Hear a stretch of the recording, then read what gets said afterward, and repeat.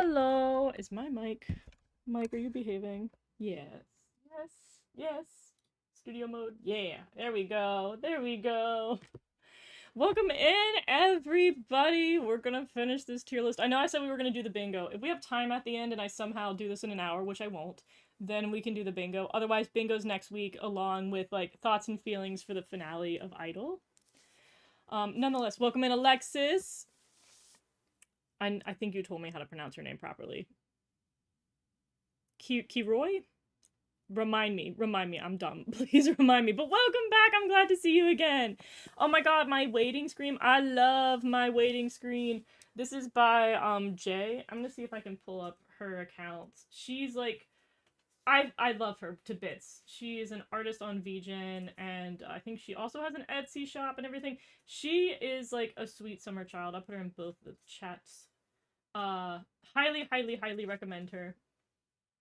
She does these really cool, like, she has a couple of magical girly starting screens that she did that was what inspired me. She has a really cool pink one, and then I was like, can you do a blue one? And she's like, bet. And she made it perfect. I think it's one of the best assets I have. I'm so glad too, because I was like, maybe I'll make my own. No, I will not. I will not do that. Welcome in, Lottie. Welcome in, Holt. I'm here early. We're so glad to see you here early, Alexis. Heroics.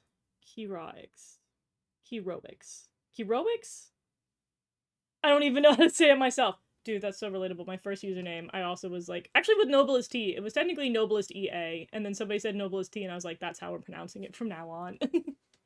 Heroics. Okay, Heroics. I love it. I will remember it. And if I don't, you can make fun of me. Full validity, make fun of me if I somehow forget. Welcome in, hey Honey Key, how are you today? Bloody Snowflake, welcome in. Good to see all of you, Mila. I'm glad to see you as well. Oh, I see Celine's transformation in here too, where it deserves. There we go. There we go.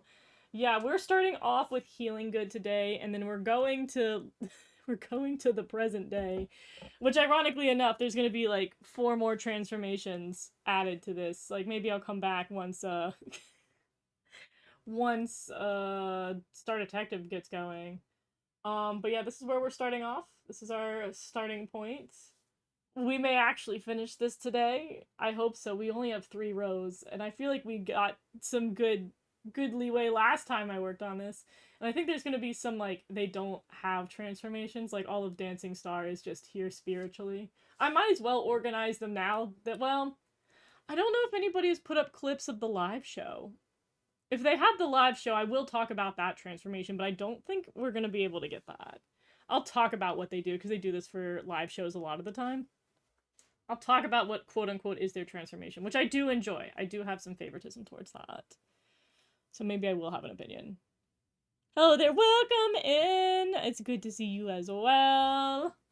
Let's go ahead and start healing good. Let's get right rolling into it.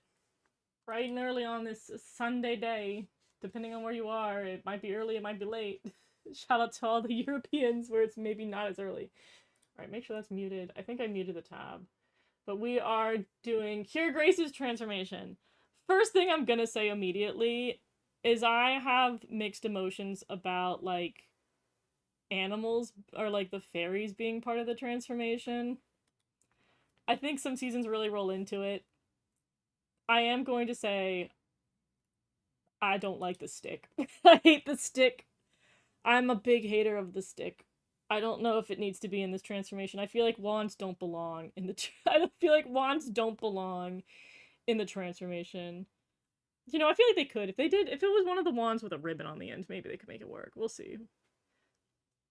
Dancing star within the shadows once again. The drama. My first username I tried to use to hide my identity was arigato. It was really dumb wordplay on my most weirdo otaku days. That's kind of cute though. I like that. That's kind of adorable. Healing good opening. I love the healing good opening. I meant to do this. For people who don't know, I posted a video touring Only Magical's Precure Island for Animal Crossing. You should go watch it if you haven't. Super fun. Love doing that with her. Love sharing her island because she worked really, really hard on it. But I didn't show it. I was gonna make it a game in the video, but I forgot to. When I got Animal Crossing, Healing Good was airing, and so my town theme for Animal Crossing is the Healing Good theme. So I was gonna be like, oh, do you guys recognize what my town tune is? Tee hee ha ha. What's your Precure knowledge? It's the Healing Good opening. But I didn't end up doing that. But if I ever play Animal Crossing on stream, you guys will get to see, you get to hear it. Get to see what I, like, struggled to make my town tune. Yuki Kaji has also voiced Mozart in an obscure magical boy series anime, classical KJC. I'm gonna have to look into that. That's hilarious. He's already been a magical boy. The only thing I remember about Healing Good is the transformations, is the lab coats. I do like the lab coats. Welcome in, Rosie. How are you today? Yeah, that was great. Thank you.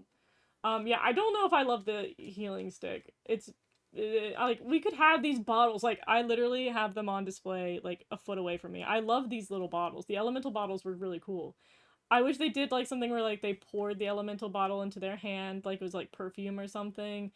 Anything other than like the stick. Like them putting the bottle on the stick and the stick, Rabodine's like disembodied head speaking. It terrifies me. I kind of hate it.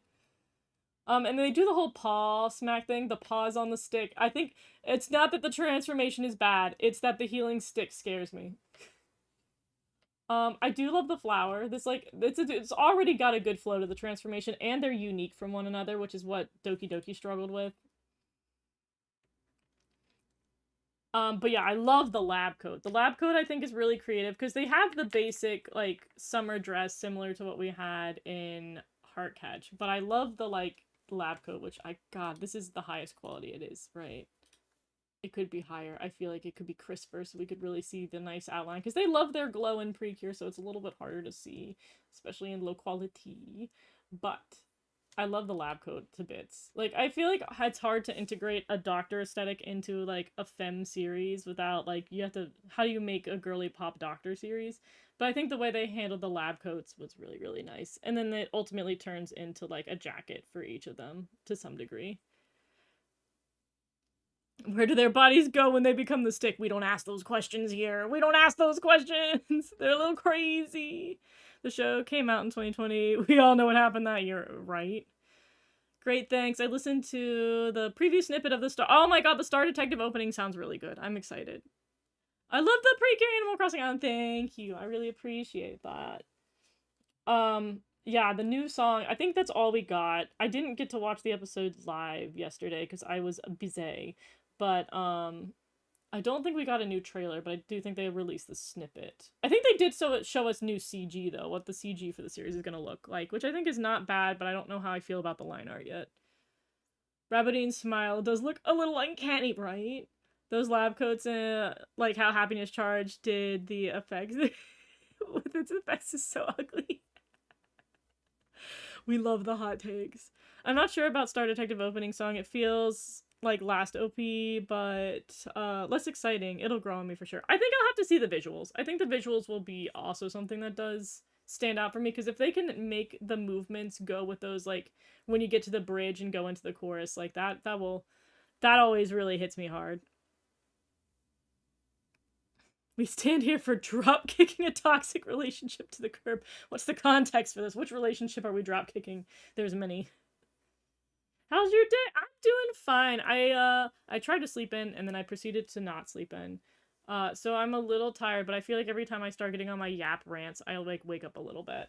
I stayed up way too late with the episode. I like, for some reason, when I did my review, it didn't want to upload very quickly, and then once I put it out there for anybody who saw it in the middle of the night, it ended up, I muted it because I was talking to friends while I was editing the video, so I muted my audio, and unfortunately, I accidentally rendered the video without my audio, and so it went up and it was just music, and I was like, great, great, great, love that for me, love that I did that. So I had to delete it and re-upload it, but it re-uploaded faster the second time. It like re-uploaded in 10 minutes instead of an hour, which was impressive. I like the little animation, but the colors and grays sparkles are choices. They do be doing a lot of colors. I will say that's the one downside to this season, is that I feel like the saturation was a little too strong and the colors were not as easy on the eyes. Like, I feel like so much, I feel like the regular colors for the show for like civilian stuff are so desaturated, but the second they transform, it just like, they do not calm down with the saturation. It's so intense. Like, her hair is just like a dangerous amount of pink to my eyeballs. I do like the flower. I do think that turn was kind of weak. This 360 turn here is a little like, ooh, okay.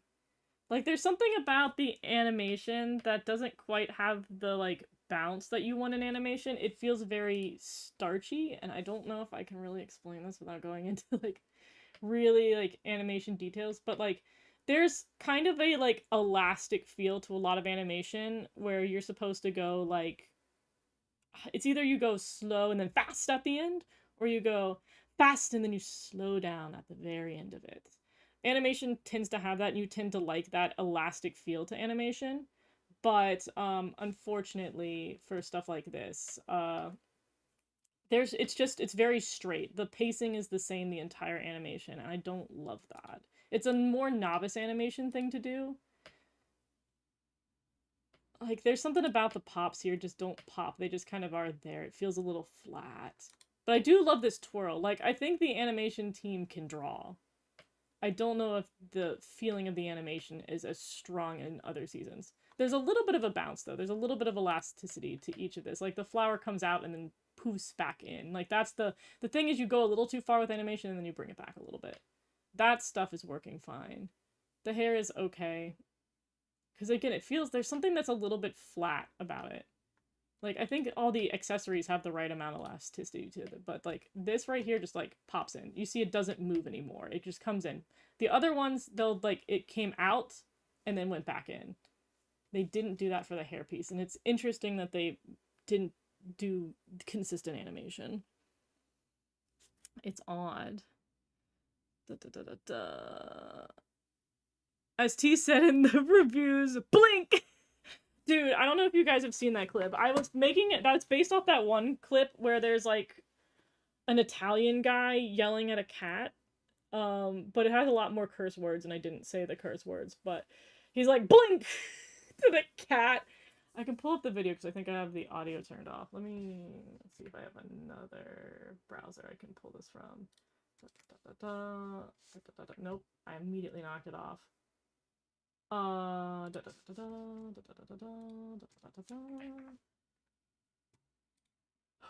don't think the audio is gonna go.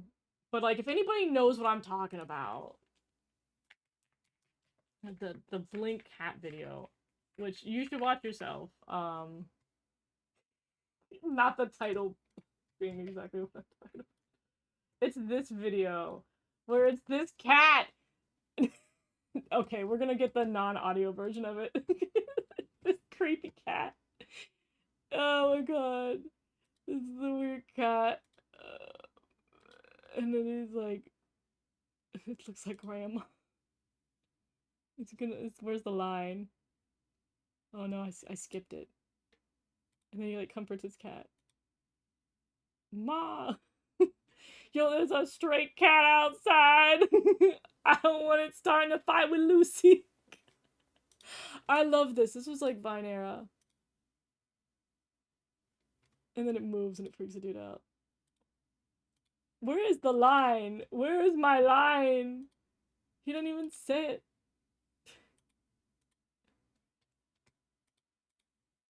Anyways, you guys should watch that video. The cats are really funny in that one. That's what I was thinking the entire time. I was like, Blink! She also has cat ears. I might do a video. I might do like a goof on socials with that.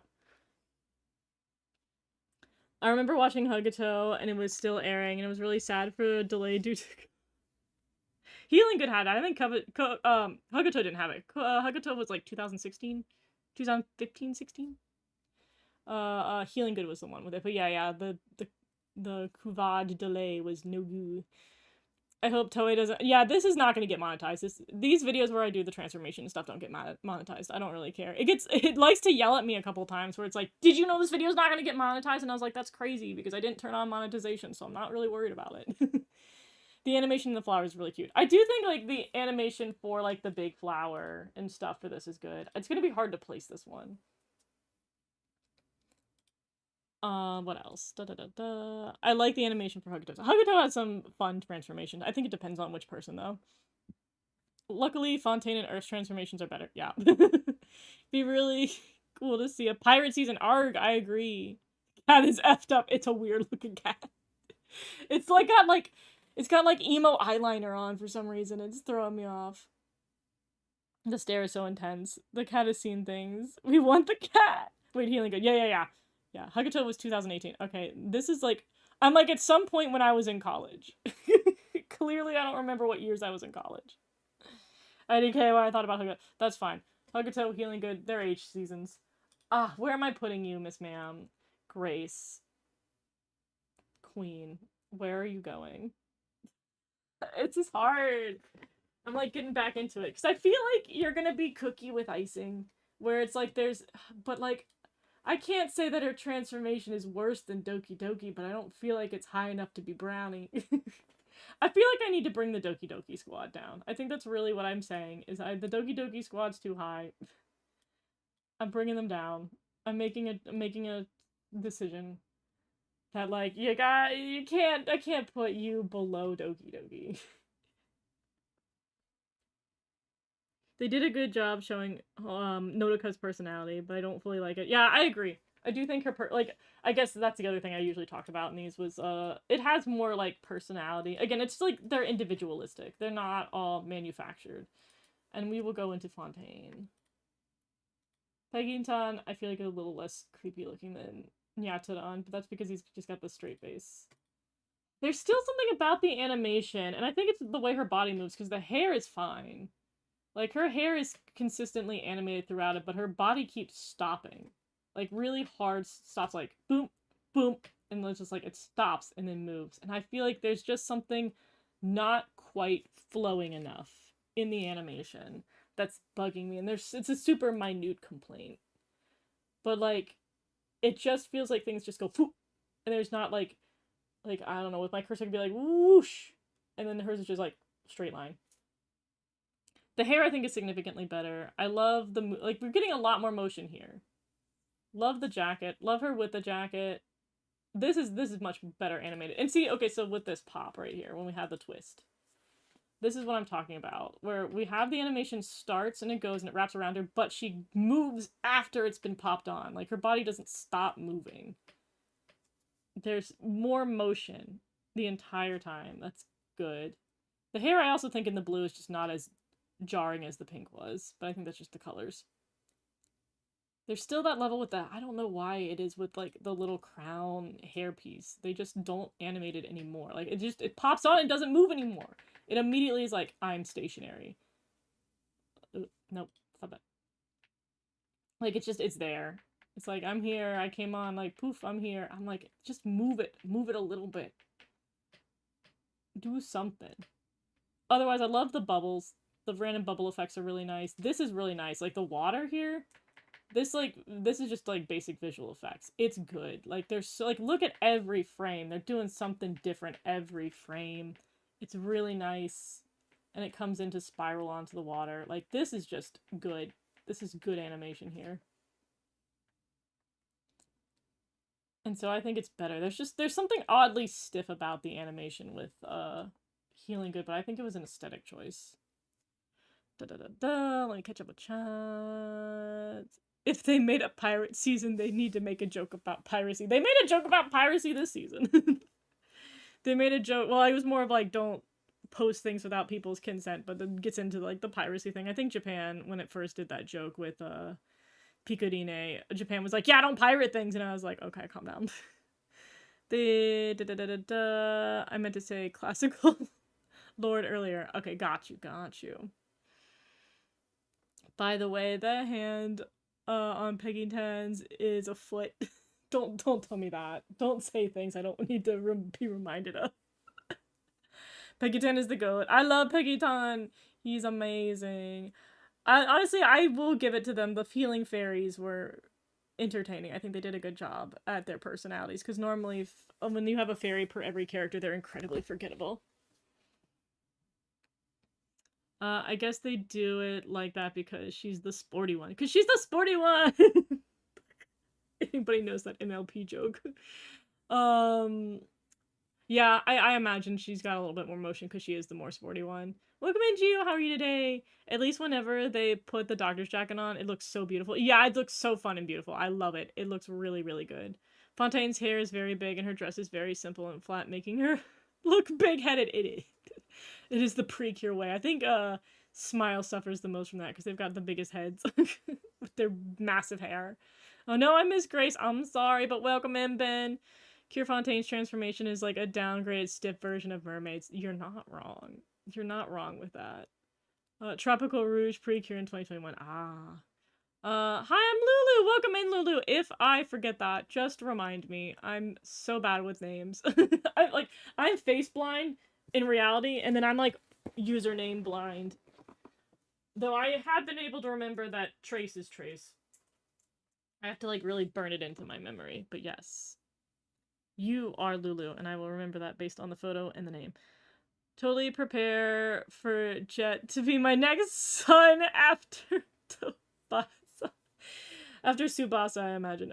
Yeah, Jet's gonna be a good one. I'm excited. I'm super excited to see how they use him, because he already has merch.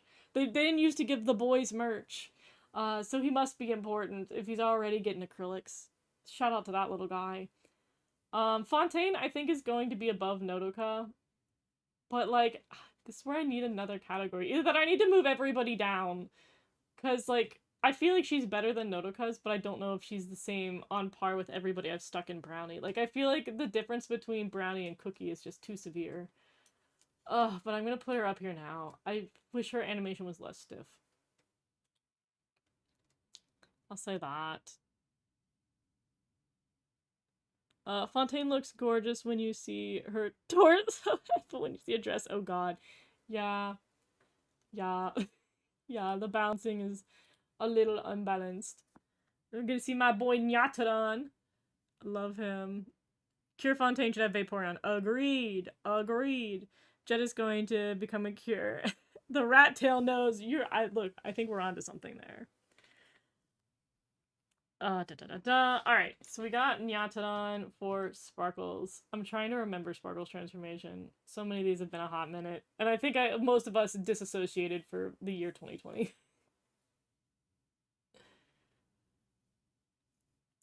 There's so much healing stick, and I hate it.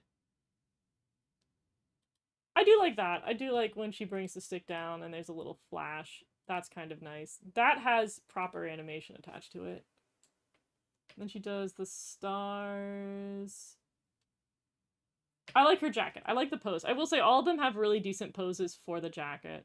That does make me happy. Honestly, I wish her outfit was more of this orangey color, because this here looks good. And her hair like this kind of looks good. They're never gonna do, like, desaturated hair for the Cures, but, like, this would be a cool magical girl look, period. Ugh, they always look better with their hair done. Acrylics for a boy character this early? Are the Precure gods hearing my prayers? Right? Right, I think he's in the very first set. I think he's in the, was it the Bathhouse collab was the first one? I have to look back. They've had, I think there's 2 sets out that they've announced for Detective, Star Detective. Natanon, aka the best fairy. Natanon's fantastic. Kitty time. I hate how her greeny blue skirt layer is just so her outfit's a mess. Hinata's hair down is so pretty, right? So many of them I'm like, the hair down is very nice. The hair down's very nice.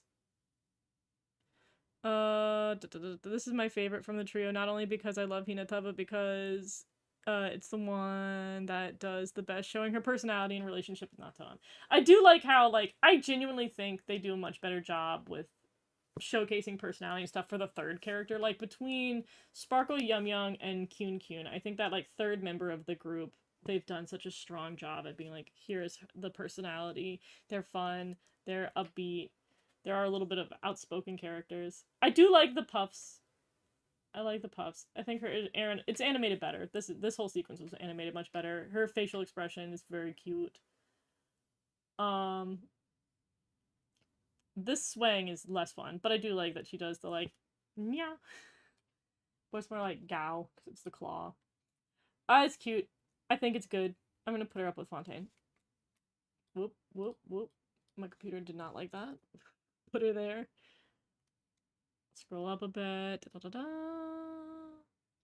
Open and Cindy, awkward when people ship Miku and Anna, only want to find out that they're related at the end. Yeah, I'm probably gonna stay off shipping for Star Detective just because I think it's gonna get a little too chaotic. Yashidan and Hinata, my little chaos duo, they're so great. Because in 2020 people were getting sick and yeah. Yeah, real. I'm sorry, Hinata, but that pose ain't really helping out your outfit. The outfit's doing too much. I think there's a little bit of, like, I don't know if it's Oni energy with it. I don't know why. It gives me, like Oni vibes. But, like, they're just doing too much. They're just doing too much in here. There's too much going on. I don't know what's happening. And then she's got her little chicken poof. Da, da, da, da, da. I feel like every alternate hairstyle for Hinata was so cute. Agreed. She's so silly. I love that she's like that. Noblest T-sama. I don't know if I need that level of... I don't know if I need to go that high. Alright, we're skipping down to Cure Earth. With Latte. I do like that Latte runs. I do think she's a better integrated animal than the rest of them. I like that we have the literal hair takedown here. You'd think for the goddess character that, like, she would magic her hair, but she literally just pulls her hair out and lets it flow. I think that's kind of fun. I kind of like that. And the twirl, we just usually have mid-seasons do better. There's so much, like, the dynamic camera spinning around them is very nice. This is surprisingly cute for a surprisingly bland character. Hot take. I love it. There's a lot more dynamic motion here. I think it's just significantly better. The wind comes in quite nicely. I think they could have pushed the wind a little bit more, but it's fine. Her hair not being, like, overly saturated makes this much kinder to the eyeballs when she transitions from blonde to purple. I also love this sequence. I love any sequence because they have a similar one with Flora where they come down with the arms. I like that. This is very so sassy. Her putting on the hairpiece. Like, the finale of this transformation is great. I also, again, think the motion's better. So this is one where the animation goes fast and then ends on a slower note. Like, with her hands here, you see her come pretty quickly into it with, like, each flick of the harp, and then she slowly pulls away. Like, that's the elastic animation I'm trying to, like, push here. And then here, again, like, Her head is not static. I think also it's the difference in artist, because the other artists for their animations didn't have the line weight that this does, because you see the thin line to the thick line. You know it's a different animator than the rest of them. But also, her head's still moving. Her head's going up this entire time. Everybody else's head goes completely static and it doesn't move, and like maybe the hair waves, but they have her whole face shifting upwards for this transformation and that point, which is really nice. Like the motion stays. Like you can tell that this is a more senior level animator who worked on this compared to the first three. And so I do think she's up there. Is she quite donut? I'm gonna put her in donut for now, because I do think I like it. I just think I have to remember that just because I don't like the character doesn't mean I can't. I can't hate the transformation. But to be fair, I think some of my least favorite characters are in the top for transformations. Asumi's design is so pretty. I like her design a lot. I also like that she has flats and not heels. Pure Earth would have been green or swap with Fontaine. Agreed. I do think if you're gonna be Earth, you should be blue or green. You have two choices. Where did we land on purple? Colorblind. This is making me remember I need to rewatch Healing Good. It's a pretty solid season. I think it had its issues, but most of that was production problems. It's a hot take for Earth boring Miles. Some people love her. I don't want to be too poo-poo on people who love her out there. I have a bad feeling for Latte having to do so many actions while being a mistily sick every episode. God, poor Latte was tormented in this show. Latte's so cute. I love Latte. Gonna be dropping a ton of obscure magical girl recommendations on Star Detective episode 1 video. Yes! Healing Good was my first proper Precure season, so I may be biased, but I feel like so much was going on in the background with Cure Earth that she didn't need a dynamic personality. See, somebody loves her. Somebody gonna love her. And yeah, I think a lot was going on in the background, both in the show and in reality. Hello, welcome in, let me make sure I'm getting everybody. Welcome in, Bread Clone, and welcome in, I'm gonna say Dominic Underwood? Welcome in, how are you today? Personally, I would have made, Cure Earth a white cure. Ooh! Wait, you might be cooking with that. Like, I definitely think green would be great, but, like, she's a goddess character, and she's got wind powers. White's kind of cooking. You might be onto something, Lottie. I've never heard this, but now I'm feeling it. Like, I need a white version of her. Somebody pull out the photoshops. Latte is cute like a coffee. I know. I honestly enjoyed Healing Good very much, and I liked Asami. I'm glad people liked her. She may have not done it for me, but I do think that, again, every cure needs to have somebody who loves them. Somebody gotta celebrate them. Alright, now we're going into Tropical Rouge. Things are gonna get a little zany. Things are gonna get a little crazy. I do remember really liking these transformations, but it's been a minute. I have to revitalize it. First and foremost, I'm incredibly biased. We go from the healing stick, which I'm like, oh, healing stick, whatever, to the tropical pact. This is probably one of my favorite items because I love the packs, and it's blue. It's blue, but it's also just got such a good design. The healing pact really popped off. Or not the healing pact, oh my god. The tropical pact really popped off with its design. I feel so attached to it. I've never watched Precure, but apparently it's a cult popular series. Is there a good entry point? There is not like a specifically good entry point. There's like 2 or 3 seasons that I would not recommend to start with, because you can really pick any season, go with it. Like you're actually at the right time if you're going to think about getting into Precure, because we are starting a new show in 2 weeks. Like this time, 2 weeks from now, we will have the first episode for Star Detective, and you can just hop in with Star Detective. The seasons that I would avoid are anniversary seasons. Any, like, seasons that came out the 10th, the 15th, and the 20th year for this franchise, I would steer clear of, because they make references to other seasons and you won't get it. Or you won't be able to appreciate it as much if you had seen the other seasons. But also a good entry point, too, is if you see a season that has a theme that you would like, and you just, like, be like, I like this theme. If you're somebody who very much, like, crowd has an opinion, like, if you're somebody who's like, oh, everybody has this opinion on the show and I agree with them, then you can always go look for reviews. But if you're somebody who's like, people said this was the worst show ever and it's my favorite, then stay away from reviews. People have very hard opinions on seasons. But I will say, like, some of the seasons that are at the lowest of the list for people are some of my top seasons, and vice versa. I also think top of my list has very popular seasons as well. It also depends on what you're looking for in the show. Some of them are incredibly lighthearted, like the one that we're rounding off on, You and Idol Precure, is a very lighthearted season, but some seasons can get a lot darker. Like Heartcatch is probably one of the darkest in the franchise. If you're looking for something that has like more drama, more stakes, versus like you want zero stakes, you can watch this season that's currently airing. That's about to wrap next week.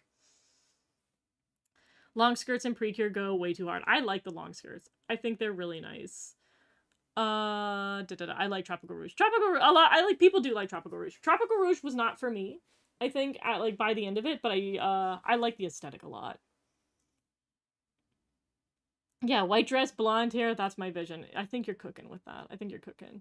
White and green with blue accents would have been nice for Earth. I need to see, I need the artist to act upon these. These are really good suggestions. These are absolutely fantastic suggestions. Alright. Cure Summer is the first lead that isn't pink for Precure. Debatably, if you count Cure Black. But yes, she is one of the first to like completely change the way we handle leads, which I really liked. Latte is like a coffee. I meant latte like, oh yeah, lattes are also nice. I'm more of a tea person. I like a matcha latte. That kind of counts. Thank God I'm not like, welcome in, Fanath. Good to see you. Unless your name is Magical Girl Mail, where she starts the OG to the newest. Yeah, you can also do it in order. Just know that the older the show is, the more dated the writing's gonna be. Like, I would say that there's a lot of dated stuff in the older seasons. Not necessarily like it didn't age well, but like the tone is like, we don't write shows like that anymore. I think characters are a little bit meaner to each other and a little bit sassier than we're a little bit more kosher maybe in modern writing at this point. Hi, I love Happiness Charge, Precure, and Hodogodu Sky, and a lot of people don't like them or straight up hate them. I don't know what people are saying about Hodogodu Sky. Who's hating on Hodogodu Sky? Yeah, people don't like Happiness Charge, but I think it's a solid show. I don't have it as low as many other people do. Kira Summer has my favorite transformation. She's got a good one. We'll get to, I promise, once I catch up with chat, I will get to that one. I like to form my opinion based on accumulating genuine interest. Me personally, I like when they focus on characters. Oh my god, I'd have to go through them. Some seasons do not focus on the characters at all. Some of them are very like setting oriented or like story oriented and forget the characters. If they have a bigger cast, you're going to have less good character development. The smaller the cast is, the much higher the development will be. If you want like the best development, I would go for seasons that have like 2 to 3 characters.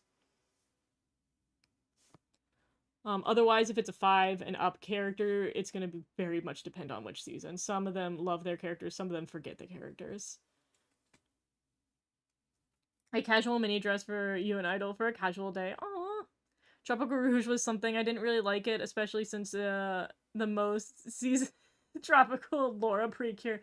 Yeah, that's the other thing, is some seasons will be very imbalanced with character focus. This is one of the examples of seasons where they really like care about certain characters and don't have a lot of focus for others. That is not consistent in the franchise, but this is probably one of 2 seasons I think most egregiously focus on one character and kind of forget about the rest of them. I've always liked how Manatsu resembles Luffy in terms of their personalities. True. But I still consider Cure Black as dark, but I'm using Toei logic. Fair. Totally fair. I love Leo loves Happiness Charge a lot. Yeah, I know Leo loves Happiness Charge. Yes, he's definitely probably like the most vocal about being like Happiness Charge is slandered. But I think he's about to be that for you and Idol too, because I think, surprisingly enough, I thought I was like sitting on my little oasis of being like, I'm the only person who hasn't been enjoying you and Idol that much. But it seems a lot of people agree with me. But I feel bad seeing people trash on it, and I'm like, oh, well, I mean, I know I don't like it, but there's too many people also disliking it. I'm like, I'm the only one who's allowed to be upset. But I'm glad he's gonna be defending you and Idol with his heart and soul, because I think he just likes idols, so this season ended up really being his Jimmy Jam. That being said, I love mermaids, and this season was not my Jimmy Jam. Espresso is added to the cup, then milk, then cream on top. It's usually served in a tall, thin glass. Milk foam and sweet cream can be added to the top if desired. Additionally, latte can be. We love the summary. I thought that Tropical Rouge would have a waterfall in the middle of the transformation. Oh my god. You're cooking with ideas over there. Alright, I'm gonna have to speedrun chat a little bit. Did you hear the opening for Star Detective? I did! It's really good! I'm fond of it. I hope Toei Animations make me as an anime. I hope I don't know if I read that correctly. Please repeat it if I did not. There was one episode in Tropical Rouge that made me laugh. They did have a very silly episode. I think Tropical Rouge did go for, like, #1 silly episode in the franchise. Tropical Rouge is definitely a season that exists. I remember when I watched and I was like, oh, okay. It was a cute finale and I forgot about it. Fair enough. Yes. Magical Cinema and Leo. Yes, that's who we're referring to as Leo. I regret everything I said about Happiness Charge. We can't get worse than you and I. The hot takes in chat. Hi Noble Steve, welcome Tunes and Fun. How are you today? Honestly, Same wasn't feeling the season. Yeah, it's not for everyone. It should have been a full-on mermaid season and maybe a crossover with Mermaid Melody. God, don't be saying things I wish were true. Don't be saying things I wish would happen. Manatee would be like Sailor Moon. Oasis is like Princess Serenity. Laura is like Sailor Venus. Coral as Sailor Mars. Interesting combo. I like that. The last 5 Precure intros before Star Detective were nostalgic. I agree. Star Detective might end up being nostalgic too. I hope so. I mean, it's already some of the vibes for the music. At least the OST was having some like retro vibes, and I like that. Do you think Marshalltown and Jet are siblings? I think Marshalltown might be an autocorrect. Do I know who Marshalltown? Do you mean Mashutan? That must be Mashutan and autocorrected. Potential. I'm curious. I'm curious what the relations of the fairies are. I think my reason is because they try to make it fun and silly and probably children. Yeah. No, they definitely made this season lighthearted because of COVID. They mentioned that in some of the post-mortem for the show, which I think is great. I'm glad that they I'm glad that they had a season because I think it had its place, but it's one of those things where it's like it is for kids and it's not for me, and I'm an adult. And that's how it's gonna be. I found out Jet isn't Eclair because Jet has a different birthday than her. Yeah, that's one way to do it. I meant this, but okay. Did I miss something? Did I miss something in chat? I'm sorry if I did. Alright, I think I've caught up. I can finally go over this before I continue reading chat. Alright, for Manatsu Cure Summer Transformation. I love their outfits, first of all. I love for their, like, tropical ones. It's like a 2-piece bathing suit, but, like, they have more of that, like, youthful bathing suit where it covers more. I like it. It's kind of like a sports bathing suit, like when I wore for lifeguarding.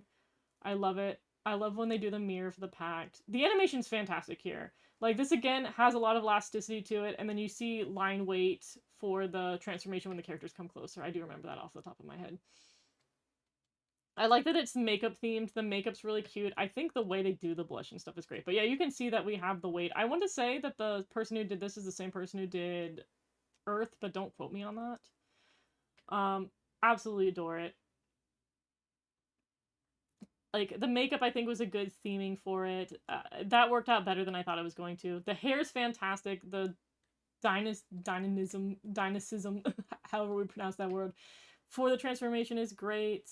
The motion's great. The zoom-ins are great. Like, they don't do a lot of faraway shots. This is, like, the most that they do for the bigger shots. But, like, it's so good. I love the way the shoes come on. I love, like, these circles. For, like, she's Summer. It's harder to have visuals for that. But they just do such a good job. The color palette, despite having so many colors, feels very harmonized. It's so solid. She's twisting around. Like, motion is peak. It's just such a good transformation. It's, like, immediately good. I'm gonna put this one up in Donut because I can't be putting everything in Wedding Cake for Tropical Rouge, but I think Tropical Rouge just has insanely strong transformations. Alright, let's see where I left off for Chaz. The only negative thing about my favorite show is Laura having too much screen time and less amount of screen time on the power-ups. I think that's fair. That's valid. They took Bob the Builder, the original UK version, off of every streaming platform at the beginning of the year. Dude, R.I.P. R.I.P. Bob the Builder. What happened? Where did he go? What was that, Nick, or was that Disney? I hope Toei Animations make me an... Oh, you want an anime for yourself. I see. Okay, that's making a little bit more sense. Line weight is always present nowadays. Yeah, I feel like it's become a standard, but again, it's proof of like better animation, better... What's the word? Like, you're more... You've been in this industry longer. I'm losing my sense of words. I'm here. Welcome in, SRP. How are you today? What evolution would Cure Summer have? I think she'd just be an Eevee. I think she'd be a little Eevee.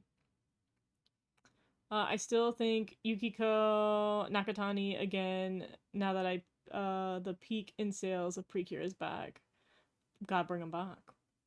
Miku and Blue Card definitely watched the first Sailor Moon anime when they were younger and have a lot of merch and volumes in the rooms. Aw, fun! My favorites for Tropical are Coral, though. Love Sango to death, even if she doesn't have much focus. I think, honestly, she was the one character who got some level of focus because... because they didn't Laura-ify her plot lines. Summer's transformation is just so energetic, it makes you want to run around with her. Right? Right. John! I finally managed to catch a Novelist T-stream again. I don't know when was the last time I was here, but I'm so glad you were able to make it here today. I will do a thing for John. I don't know if you can program a shout out on YouTube, but I know they have it for Twitch. Let me get the shout out stuff. I just realized so many people are DMing me. I am streaming. I'm streaming, sir. Oh, I didn't post this. Whoops. I'll post that now. Oops. Alright. Gonna get John's socials. And if you have a preference on which one you want me to post, I'm grabbing the Twitter right now, but if you prefer anything, let me know. Coming back here and putting this in the chats if I can find them. Oh, they redid the YouTube layout and it's killing me. Where's my chat? Where's my chat? Ah! Alright, well, I can put it in the purple site. I will have to find an alternative means to get to the YouTube one because they don't have it in the studio for some reason.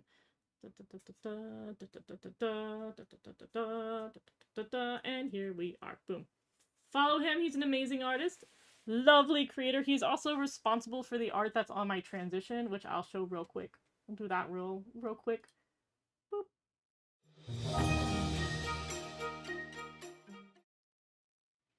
But yes, he is responsible for that artwork. Highly recommend him. So good. Such good art. That is what I'm saying now. Bob the Builder was on Nick Jr., then PBS Kids Sprout, Universal Kids, then I'm gonna say that's Kubo, and then Baby First. Interesting. I definitely remember that when I was little. That was very much my sister's time when she watched that. She was obsessed with Bob the Builder. We had Bob the Builder merch when I grew up. I think I made a lot of jokes because I reached that age where it's like, now we get to joke about baby shows. And so I think I have a lot of Bob the Builder jokes. I think me and my brother came up with a lot of them at the time.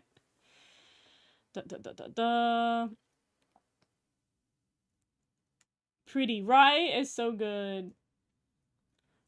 Alright, also, I will do a reminder now. I've been ignoring it up until now, but no spamming in chat, please. Only spam things if only repost something if I missed it earlier, but do not spam. Pretty, please. Why wasn't there a Tropical Rouge and Mermaid Melody crossover? That would have been perfect. Because it's different companies. I think also Mermaid Melody had a slightly older audience than Precure. I think some of the stuff that Mermaid Melody does would not be approved by Toei. Age-wise, I think Mermaid Melody skewed for a little bit of an older TV audience. And Toei is very, very selective. They want super duper family friendly products to do collaborations with. I also think it's competition. There's a level of it's your competitor. You don't want to necessarily work with your competitor. I think that would be my best guess as to why. Anyways. moving right along, we have Miss Coral up next. So bring out yo opinions for her. When I was little, I was obsessed with Angelina Ballerina. Dude, I loved Angelina Ballerina. I was watching PBS Kids Sprouts. Dude, I remember one Christmas. I want to say I was 4 or 5. My mom bought an entire set of Angelina Ballerina. Like, it was this really cool toy set, which, dude, we're once again we're once again straying from the focus. But I'm gonna try to look it up.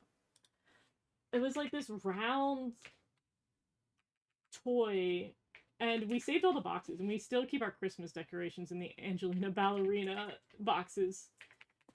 But how do I even explain what this like set was? Like, what do I even call it? A toy house? It was like her whole house was this pop-up book, but it was like circular. And I'm not finding it online. It was so cool. Okay, here's like a snippet of what it was. This is like a corner where it's like this book. It's like this book. That's the only way I can describe it.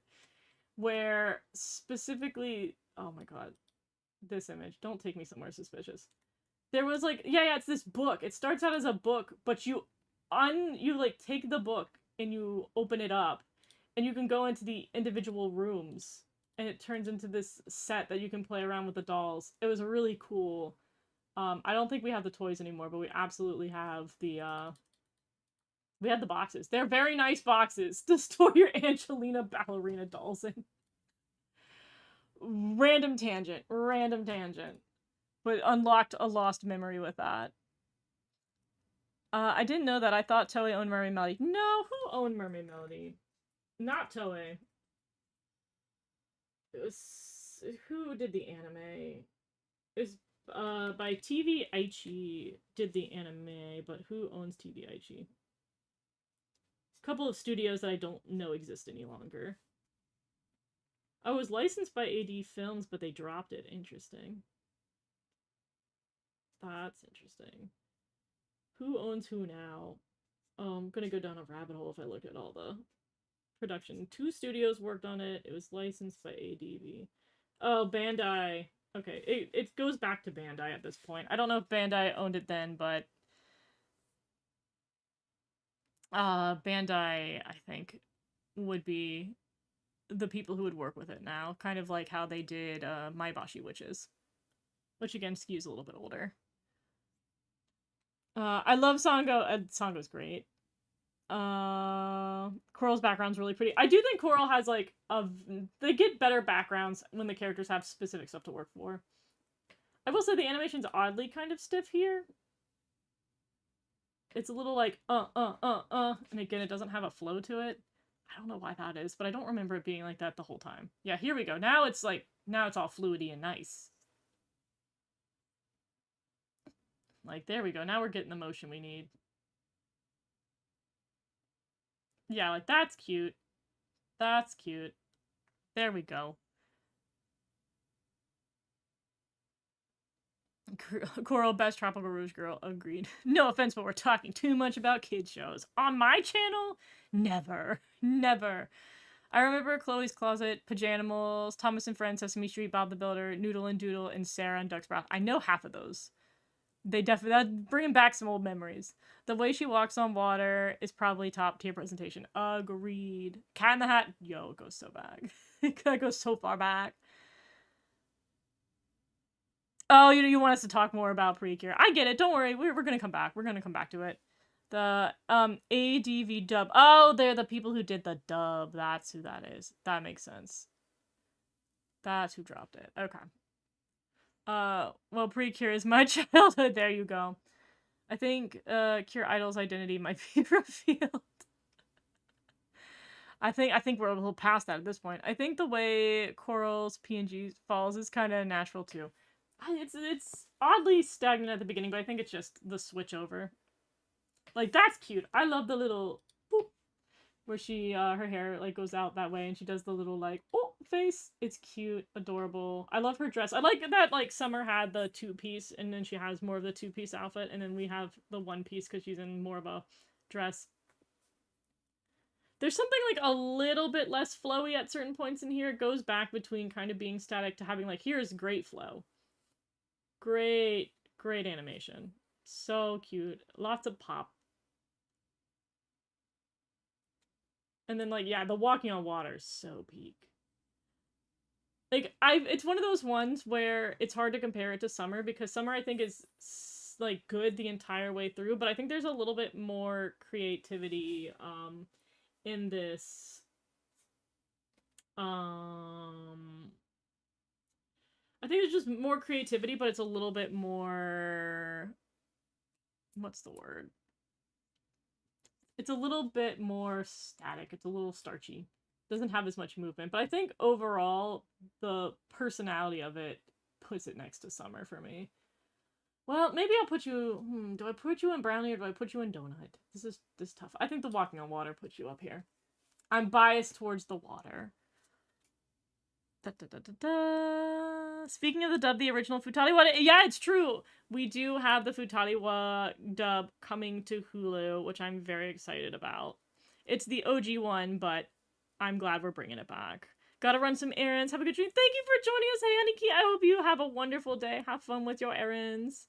Sango and Mashiro would be friends. Absolutely. They would get along so well. The little plops as her outfit appears are so adorable. Right? They're so cute. They are so pleasing. It's good. It's a good time. There's a little bit of starchiness to it, and I don't know why they did that with her.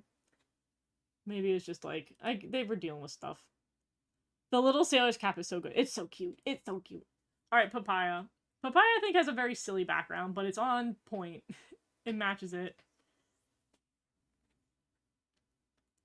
I also like that she's kind of, like, serious at the beginning of her transformation, but then she gets a little bit more silly. Like, I do love that change of, like, yeah, she's our pretty straight and narrow character until you get to know her, and then she's not. I feel like she has a very hard personality to work with, and I think they did a good job. Because she literally goes from being, like... If I go back far enough. Where she's like, here, we're like, meh, I'm just here. No, I'm not typing there. Give me the arrow keys. There we go. And then immediately she's like smiley and sassy, takes off her glasses, and we get to see so much of her fun personality because she has one of like the silly billiest transformations that I love. Like, is a different person, and it's cute.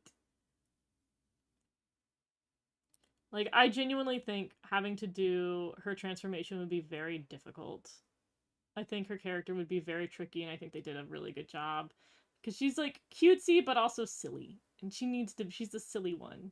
From being the straight and narrow character to being a goofy, silly one. She's got a goofy, silly outfit.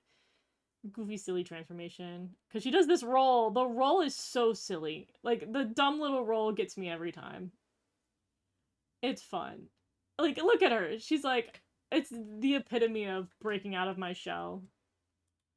I adore her little transformation. I don't think it's as high as everybody else's, so I think she will safely sit in Brownie. I don't think it goes as far, but I do think that they did a really good job with somebody whose personality is very hard to get down. Papaya, my underrated queen. There we go. Minori is a good character. Agreed. Da da da da. She and Sango are my favorites in Tropical Rouge. They're fun. They're super fun. I think that after Laura, she definitely the favorite of stuff. Papaya should keep the glasses on. It's true. We should have. I think Leo's a big advocate of this. We should have glasses, magical girls, or just like have it transform into some kind of like mask glasses thing would be cool. The pause before the pose is so random, but so Papaya. Yeah, I think that's the other fun thing that you can get away with a funky character is that you could do something where you have like a weird pause or some weird moment in there, but you're like, it's the weird character. It's totally fine. I feel like you can take advantage of that and get away with that. Okay, Flamingo. I remember liking flamingos. I think her background's a little bit boring compared to the others. Like, they just kind of have random red wings floating in the distance, which is, like, a choice. But we're back to the two-piece outfit because she's got, you know, more of the, like, tomboyish vibes. I like that, real quick here, right off the bat, with the animation, is when she, like, puts her arm out. It's very, like, she. like the animation's very quick, but it's got a little bit of like a little extra energy on there because you know that she's doing sharp, fast, strong motions, whereas everybody else has kind of like flowy, girly like motions.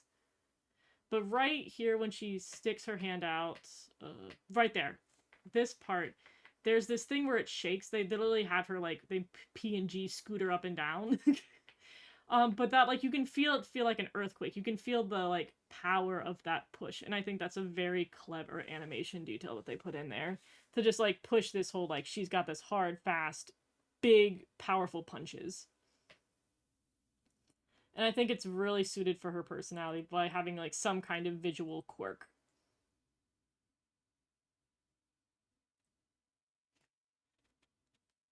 And so again, this is another character where I think the personality shines so much. Even if she's like again supposed to be the more like masculine, like more masculine character, but she's doing makeup and doing it her own way, where it's like I'm like this, but I'm a bit sassy. The hair's phenomenal. Her hair eats. I'm not gonna lie. It's one of the faster hair sequences, but the flip was just too powerful. And just again, there's a lot of like electric feeling, like visual effects in here that I love. And you manage to have again, you still have good animation with a lot of pop, but it fits the personality. Like she's so different from the others. I do think she has a different animator though, because the way that they handle the line art and stuff is different. I should know this. I should memorize this, and I don't. But like the line art has the God, who is it? It's the same person who did a lot of good sequences for Cure Butterfly. They always do this type of character type. But there's like the line art is not all equal for the close-up stuff, but it has like a sharpness. Like okay, let me go back. The hand had it. What I'm trying to talk about. There's this, but it's not the same like soft brush of where it gets like bigger and smaller. It's kind of harsher. It's a little bit more jagged. And again, I think that's a sign of a good seasoned animator, but doesn't necessarily do it like it's not all equal, but it's not in the same like elongated standardized way, if that makes sense. It still has personality. Well, I should probably finish it. But I think absolutely blows stuff out of the water. It does a great job at being different than the other magical girls, but also carrying a lot of her personality in different animation techniques. And I think that's just a telltale sign that you know what you're doing. I absolutely adore her. All right, let's catch up with chat.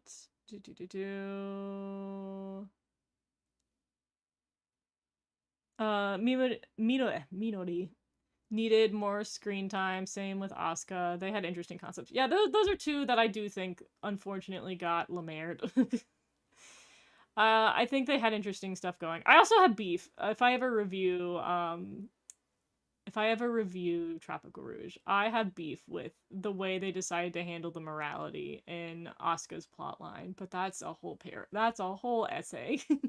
We will be here forever if I talk about my deep, passionate feelings about how that story got written. Asuka got a secret identity as Yukari, by the way. Girl, how nobody noticed you, honestly. The flamingo wings in the background go with her name. Yeah, no, they definitely have their purpose. I don't think they're as creative or they don't work as well as like corals. And then papaya, they at least sliced up the papaya. I maybe just a flamingo was harder to work with. But then again, like flamenco stuff has a really solid aesthetic to it that I feel like they could have borrowed more from.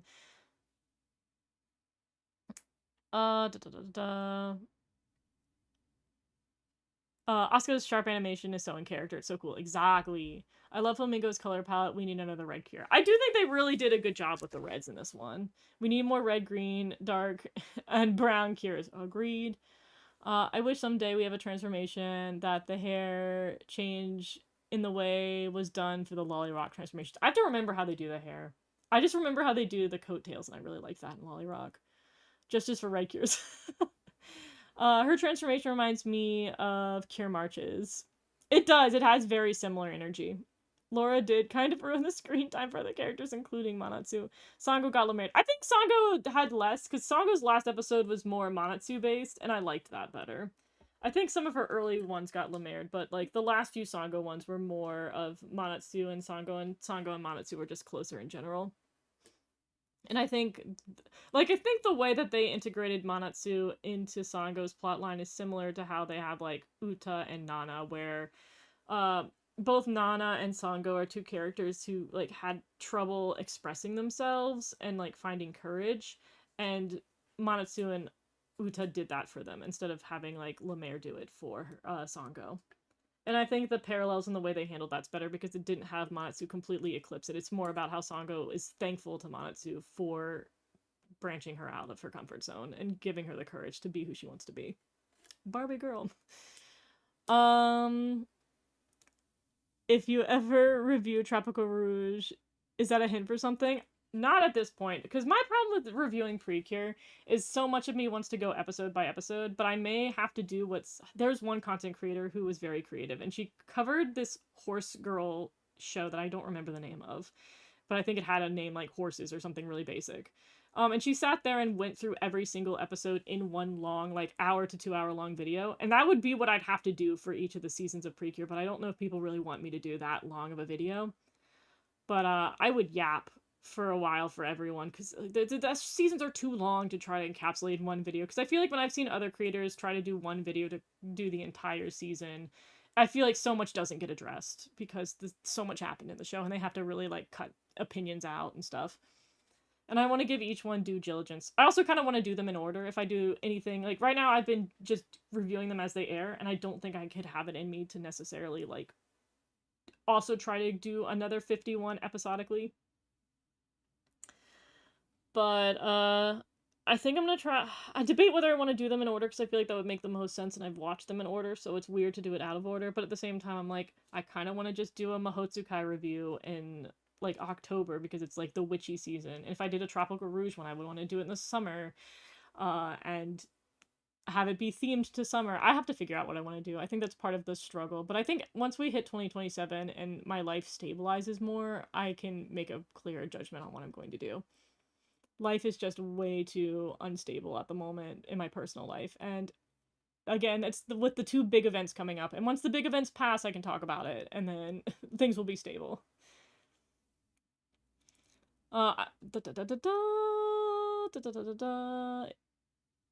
The unbalanced screen time is not something we should hate Laura for. It's definitely more the rest. I think most, like, so I think there's two things for me with Laura. I don't like Laura's personality on a personal level. I don't like sassy characters who are selfish. That has always been, like, I don't like that archetype. It's one of the reasons why, like, I don't like people like Milk and Ace to a degree for similar reasons. But then I also do think the writers just liked Laura too much and they were I think it's more the writers didn't like the rest of their cast. They just really liked Laura and they thought Laura would be more profitable if they focused on her and made everything easy for her. And that bothered me. But also at the same time, I am completely hypocritical with that because Star Twinkle is a completely opposite for me because I would say Lala does the same thing. Lala definitely usurps a couple of other characters' plot lines throughout the show. I think they get better at that towards the end. But I like Lala. I love Lala's personality and I love her growth. And so it doesn't bother me in Star Twinkle. So if you're somebody who loves Laura's personality, it doesn't you can watch the show and be fine with it. Like Leo likes Tropical Ruse, but he likes Laura's personality. He loves a diva character. So it doesn't bother him, which makes perfect sense and I think is valid.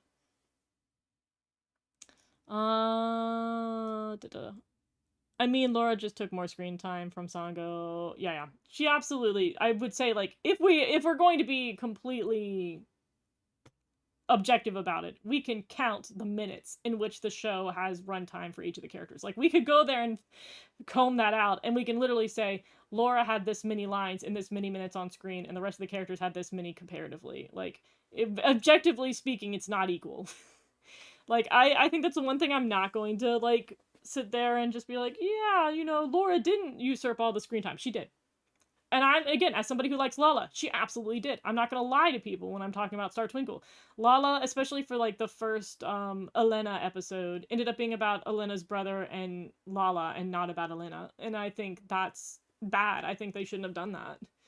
I get that, like, Lala's the one who can learn a lesson from all that, and Elena is teaching that plotline, but I still think that they shouldn't have written it that way. And I can fully admit that. I'm not ready to cry next week. Oh my god, the finale. I don't know how they're gonna handle the finale. I think I'm gonna record my opinions before there so I can edit, so I can have the video out fast enough. I think I'm gonna record my opinions for everybody this week, and then I'll put in last thoughts on what happens in the final episode. I'm not ready though. It's gonna be a long video. It's gonna be an hour-long video for the finale. What evolutions did the Tropical Rouge? The Tropical Rouge girls have. I'd have to think about it. Because, like, Cora would be, like, Espeon, because, like, you know, the purplish pinky stuff, but I also feel like it doesn't fit her personality. Asuka would have Flareon. Easy peasy one. Summer, again, I feel like just putting her on, like, Eevee. Lemaire would be, like, a Vaporeon. And then Papaya be a Jolteon, I guess. As a quick one, have you heard of the update on Grok? Everything with Grok I hate. I don't want to get too much into it. It makes me really mad. I get really pissed off about that. They should just shut it down, TBH. Let me know if I'm pronouncing this correctly. Yusra said, welcome in, how are you today? Loves Dora's personality. Dora the Explorer. It's been a minute. It's been a minute with Dora. I don't know how I feel about Dora. Once your life gets more lighter, I'm excited for your creativity. I'm so excited for once things stabilize. I'm very, very excited for the future, but I'm still at that point where I'm like, I have to take it one day at a time. I've got to get stuff sorted before I can move into the, like, honeymoon era of everything I'm working on right now being done. I love Laura's personality. I like that she's sassy, but in reality, she's not so perfect. She's clumsy and affectionate with her friends. See, I'm glad. I'm glad people can get what they want out of Laura. We need people who do love her. We gotta compliment one another. I think, for me, saying the character stole the screen time sounds a little silly for me. I think it's one of those things where it depends on your perspective, where you feel like... I personally feel like if you're going to bother to have a show with multiple main characters, you should probably try to make the screen time for each of those characters in a season where it's like a magical girl season, and you're not being overly focused on the main character. That you should try to give them equal amounts of screen time. I do feel like each character that you're bothering to write should be entitled to relatively equal amount of focus. But obviously, if you don't have that perspective, then stealing screen time would be like a silly concept, or it's like the writers give them screen time to however they want to do it. So I think it's just a perspective difference. Sango is Sylveon. It's so obvious. It's not bad, not bad. Pure wing supremacy. How will you and Idol end? I am not sure at this point. I'm kind of scared. I think for most part they're just gonna sing and be done. And they didn't set it up that, like, there's not gonna be, from the way they set it up, not much of the next episode is going to be epilogue. It's really gonna have to be, like, the last 7 minutes, because they did not set up, like, other seasons they basically beat the boss by the last episode, and the whole episode is epilogue. This one has not done that, so maybe it's better that we're getting less epilogue. I really hope this doesn't have a time skip. I'm just gonna say that. Summer should be Jolteon, Papaya, Espeon, or Leafeon. Leafeon might be a good one as well. From the preview, it seems that there will be a final battle and maybe a farewell. Yeah. I think Summer is a fire cure because the sun is fire. It does feel like she doubles up on the fire a little bit. You and Idol already made me cry like 3 times already. Fair enough, fair enough. I don't think I'm fully expressing myself. I cursed this YouTube character limit. Totally understand. Totally understand.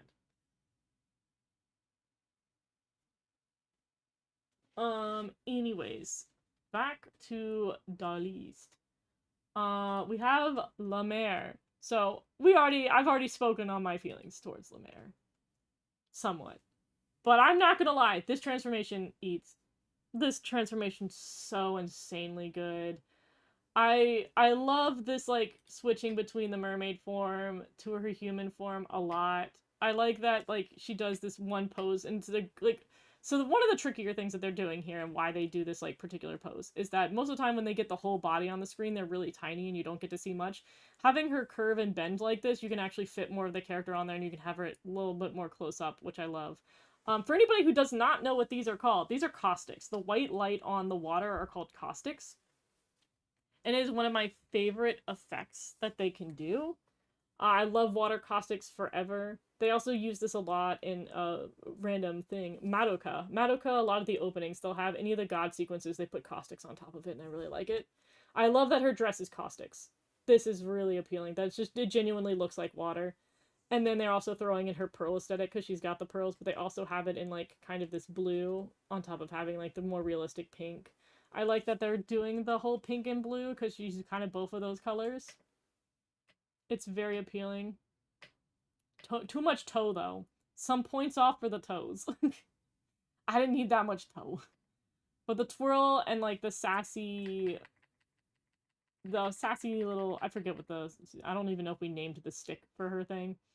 It's so cute. It's really cute.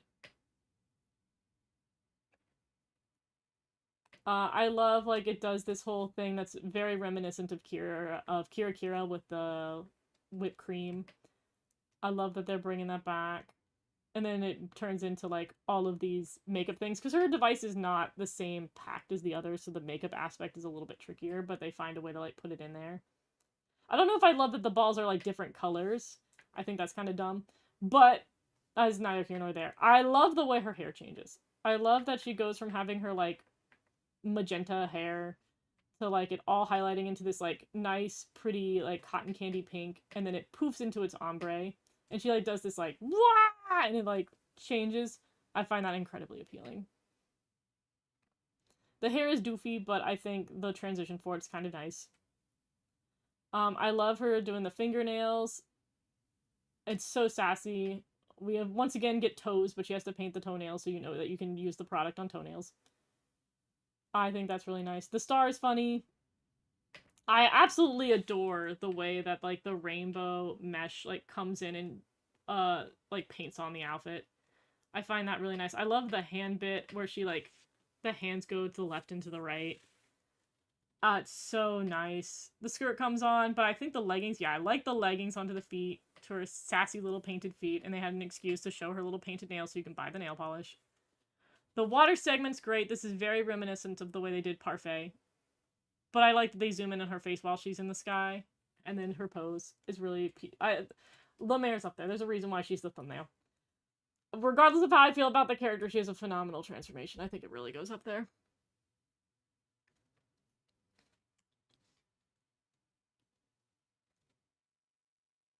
Look at the mermaid. I know, look at the mermaid. I hope Chokine gets Deus Ex Machina revived. It's really compelling what they did with her, but I thought it was so sad this year ago.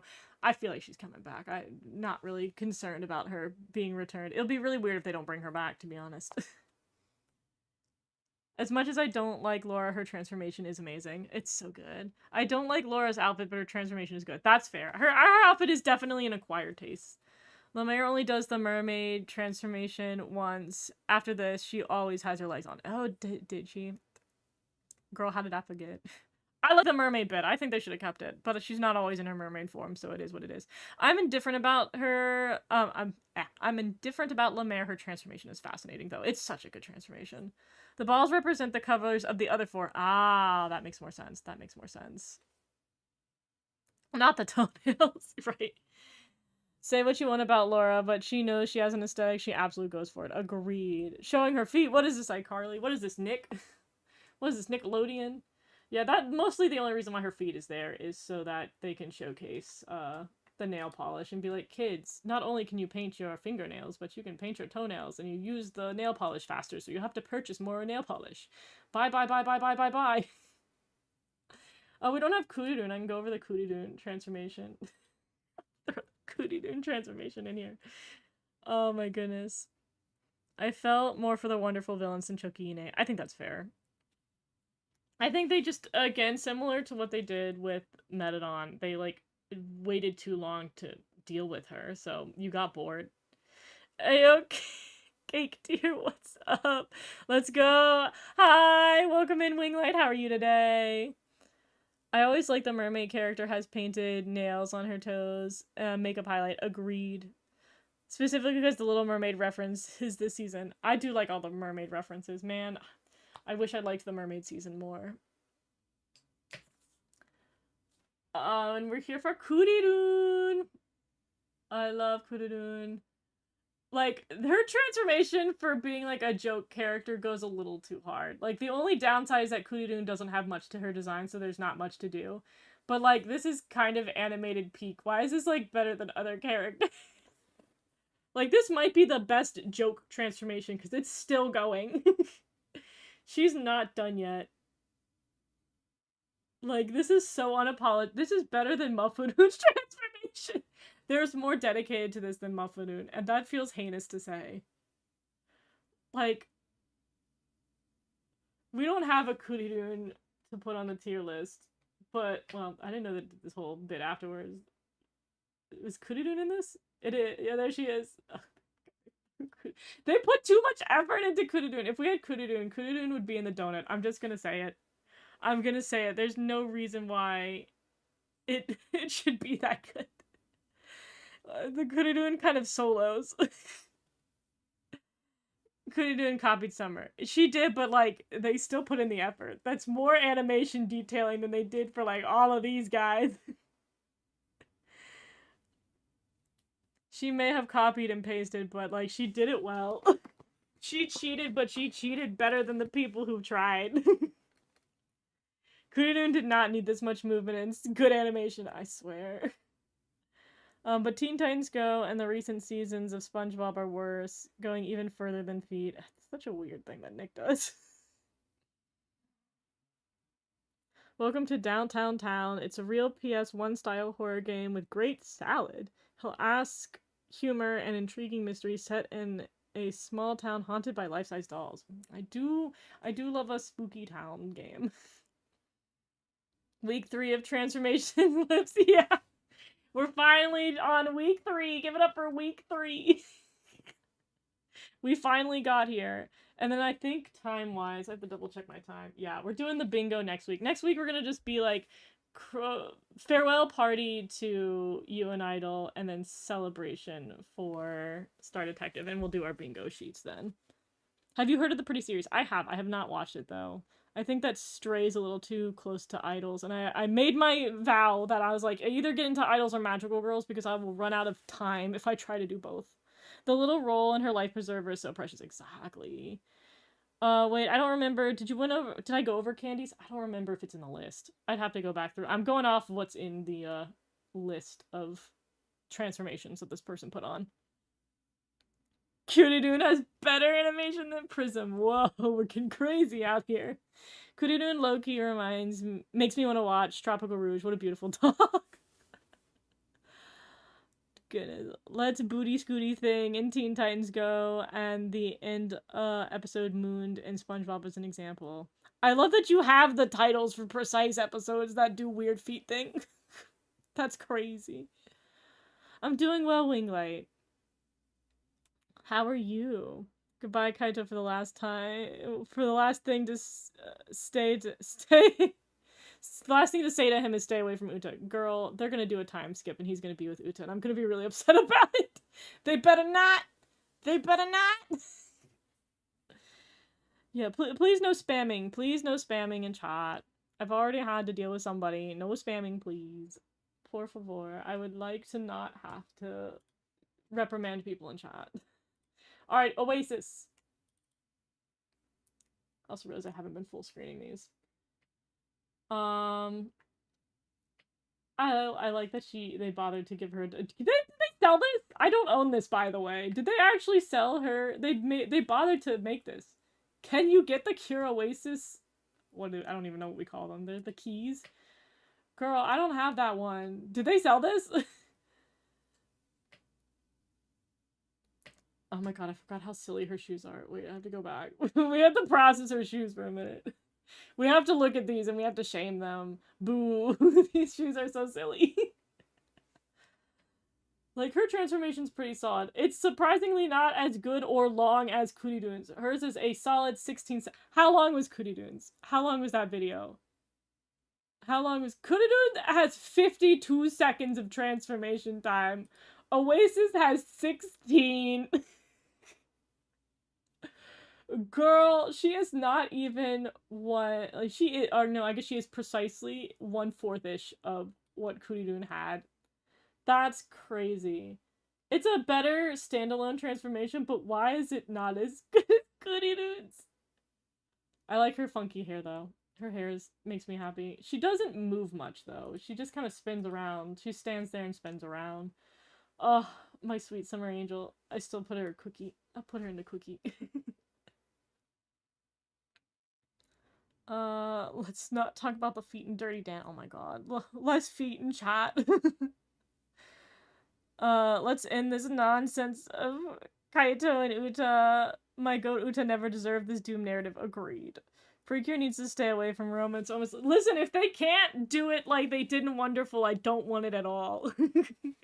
If you can't behave like Wonderful, you're banned. Kaito, I beg thee, you've got an emotional available man to see you understand. Like, the only thing I want to see for Kaito in the epilogue for the next episode is him touring with Kazuma, and we see Kazuma in an idol outfit alongside Kaito. That's all I want to see. Because if I see, like, something looking like the end of Fruits Basket with Kaito and Uta, I'm gonna lose it, dude. Next week is gonna be really bad or really good, depending on how they handle that. It's gonna be a traumatic next week. I will either be so irate next time that I'm trying to hold it in, or I'm going to be so happy. It's gonna really greatly depend on how they do that, and I'm so scared. All of Japanese Twitter wants them together, and that's not a good sign.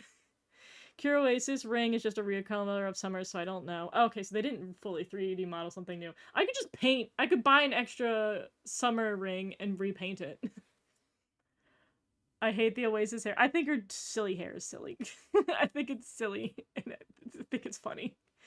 Oasis should have been a Cure in the cast. Also, she's green. Heck yes. Honestly, they kind of, like, they wasted such a fun design to not make her a main character.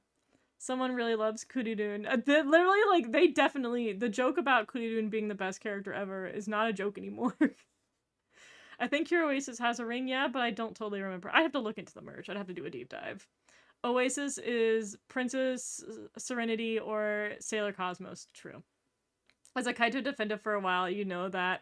Now I'm like, writers, stop making him a weirdo! Trace has joined my team! Welcome to my side! Welcome! The literally last episode with the whole finger thing made me very upset. Made me very upset. I was like, whoa, we've crossed the line. Please, you guys are scaring me. Please stop. The Tropica hair doesn't know if it's a vibe or a questionable decision. That's how I feel. Is the finale gonna make you cry? Probably not. I will be honest, I don't think... Listen, I cry extraordinarily easily. I do not think I'm going to cry next week. I'm gonna be so for real with you. I think this is gonna be one of the very few seasons that I don't cry. But I don't care about anything. Like, anything that I could care about, they've been like, don't worry about it. And I was like, okay, then I'm not worrying. I'm not worried. I did cry at Tropical Rouge. I will say that. I cried like a little bee at the end of Tropical Rouge. But I also was the first time I ever watched the finale of a season with, like, 50 other people, and that was kind of a moment. I will say, the experience of Tropical Rouge and people vastly was an experience I value very greatly, because it's the first time I really indulged in the fandom, full on. I think Star Detective ships will probably become a problem. Yeah, that's why I'm avoiding them. Like, Meet the Robinsons. Yeah, like, I don't think I ever saw people ship people from Meet the Robinsons, but I think I was too young. I loved Meet the Robinsons, though. One of my favorite movies. Next week is gonna make or break you and Idol Precure for... It's gonna be like Go Princess again, where the ending drastically changed my opinion on the entire show. Kaito should be gay. Agree. Kaito, our opinion on the last episode is entirely in your hands. Don't screw it up more with more uncensored hand holding. Look, he can hold his boyfriend's hand. That's okay. I don't even hate Kaito at this point. I'm just so over Uta's crush. That's fair. That's fair. I wish I didn't hate Kaito, but I think I've grown to really dislike him. I liked him a lot when he was first interacted with Idol and didn't know it was Uta. And he was, like, harsher. I think he had a personality for a few seconds, and it got really exciting. I'm so happy about the justice Nana got. Nana is really kicking it off, girl. Nana, Japan loves Nana. I think she was, like, #2 in the best character poll. She was eaten. Like, y'all were already... Yeah, no. That definitely do not engage with that side of the Japanese fandom. Make it very weird. I stand by Fresh wrote Dating the Best, made Daisuke. So likable and a love interest. Yeah, but they didn't do anything with it. They didn't do anything with it, and that's the problem. I love Daisuke and Love. I thought they were very cute. Don't get me started on the Japanese fan art. Yeah, let's not go to that dark place. Kira wastes his ring. Yeah, it's a recolor. It's extremely popular. I had to block many accounts. Yeah, fair enough. Time for a delicious party. You and Idol was a decent season. It has its flaws, but it's not too bad. I don't hate it as the worst season ever. I think it just didn't do much. Oh dear God, don't get me started on the trauma. Yeah, we're gonna avoid the trauma. We shall raid Toei Animations because the questionable decisions. We're turning into that one meme from the Kamen Rider series. Being an Uta stan after the finale is going to be so hard if they go, yeah. But let's not doomsday, you know? There's such a strong likelihood that Kaito and Kazuma are touring together, and that's where they're going to leave the characters. There's such a strong, like, it's such a 50-50 chance that we're gonna have to put it in there. We're gonna have to put it in that category. Uta, Nozomi, and Megumi, queens of doomed narratives, honestly. At least Megumi made it out alive. Yeah, there's a creep in Doremi as well. Nana's great. She's fantastic. I've been a Nana stan since day one. Do not test me yet. She is. You are the #1 Nana fan. You deserve acrylic boards. I went through it with these new bandwagoners, fans who don't understand anything. I guess the only thing in the Precure fandom that they need to talk about, #1, just be careful. Oh yeah, Japanese artists are definitely something you have to... You tread those waters carefully. Cure Idol should have been gay because screw Kaito, no relation to the Vocaloid. I love that the Vocaloid Kaito gets mentioned almost every stream when we talk about Kaito. Japan definitely has, yeah, Japan's got some weird things. Unfortunately, You and Idol is bottom 3. I'm surprised! The only thing that doesn't keep it being the worst for me is the music being super good. I love it way more than the original Yes 5. It's in my least 2 fave. That's surprising to me. But I think fair enough. Fair enough. Again, I'm surprised that so many people, like, I feel like I was the first person to be like, guys, I don't think I like You and Idol Precure as much as I did. And now everybody's like, we don't like it either. And I was like, I feel validated, but I also, somebody needs to love this season. It can't just be Leo.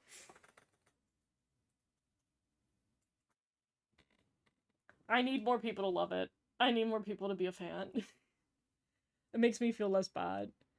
Because I nothing's worse than the person who's like, but this is my favorite show. And I'm like, oh my God, I don't want to hurt your feelings. It's totally valid for it to be your favorite show. Don't feel bad.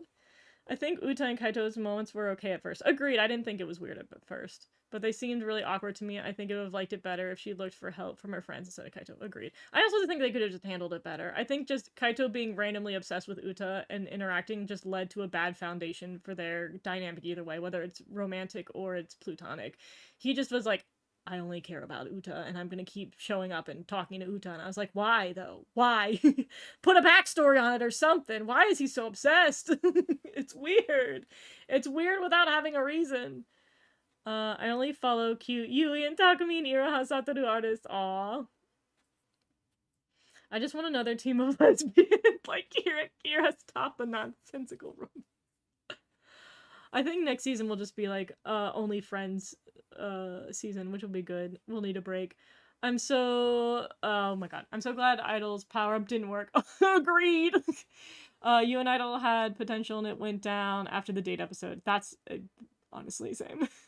I love Nana and Uta so much. Metadon grew on to me, and I like Kokoro, but that girl got sidelined for good, and it's so sad. I feel like her episodes were all really strong, but the second it's not an episode about her, she's just kind of there, and it's a bummer.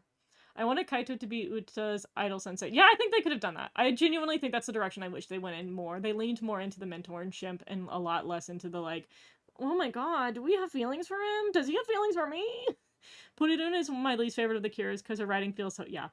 I literally was thinking about how I was going to review the characters today, and I was like, Puridun just doesn't have much going on there. I had a crush on Uta at the beginning of the season. It is what it is. Kokoro is my favorite You and Idol character, my second being Nana and Uta. Man, I can't choose. It's tough. Kaito's a weirdo. They'll never make me like it. I like You and Idol, but only after deleting the weird, vague relationships. I feel like that's valid. Anywho, you think we gonna reach You and Idol transformation? I'm trying. I'm going so fast. I'm trying to speedrun chat. It went down after the Amnesian art. I kind of agree. I like the way that Metadon calls Puridun sissy because it translates the sissy in the captions, which makes it weird. Oh, I didn't like that. Yeah. I think that's just one of those things that it's really hard to make it make sense across the languages. At least Kaito isn't as bad as Iko from Shukokara. Uta gives me Ichigo Kishu vibes from Mew Mew. Interesting comparison, but I see where you're coming from. All right, we're making it to Delicious Party. I think somebody like a million years ago said Delicious Party next, and we're finally here.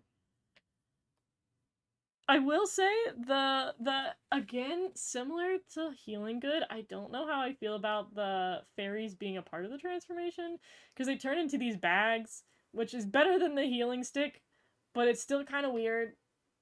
But I like that that it's cutish.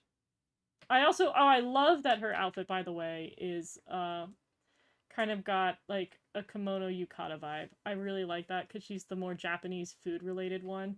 Obsessed with her little glowy outfit. And then she's got their glowy little hair bands. Big favoritism towards that decision. This part's kind of unnecessary, but it's well animated. And then she turns into something you actually eat. I don't like that. That's always been really weird to me. This is kind of like how they poop the heart seeds in Heartcatch. This decision was also weird to me. I'm like, are you eating her? Like, what are we doing? Why did we do that? But like, I get it's the eating season, and she eats the onigiri. I love her hair. Dude, the hair though, like where she's like, yum, this is delicious, but then she comes out with her like cute hair.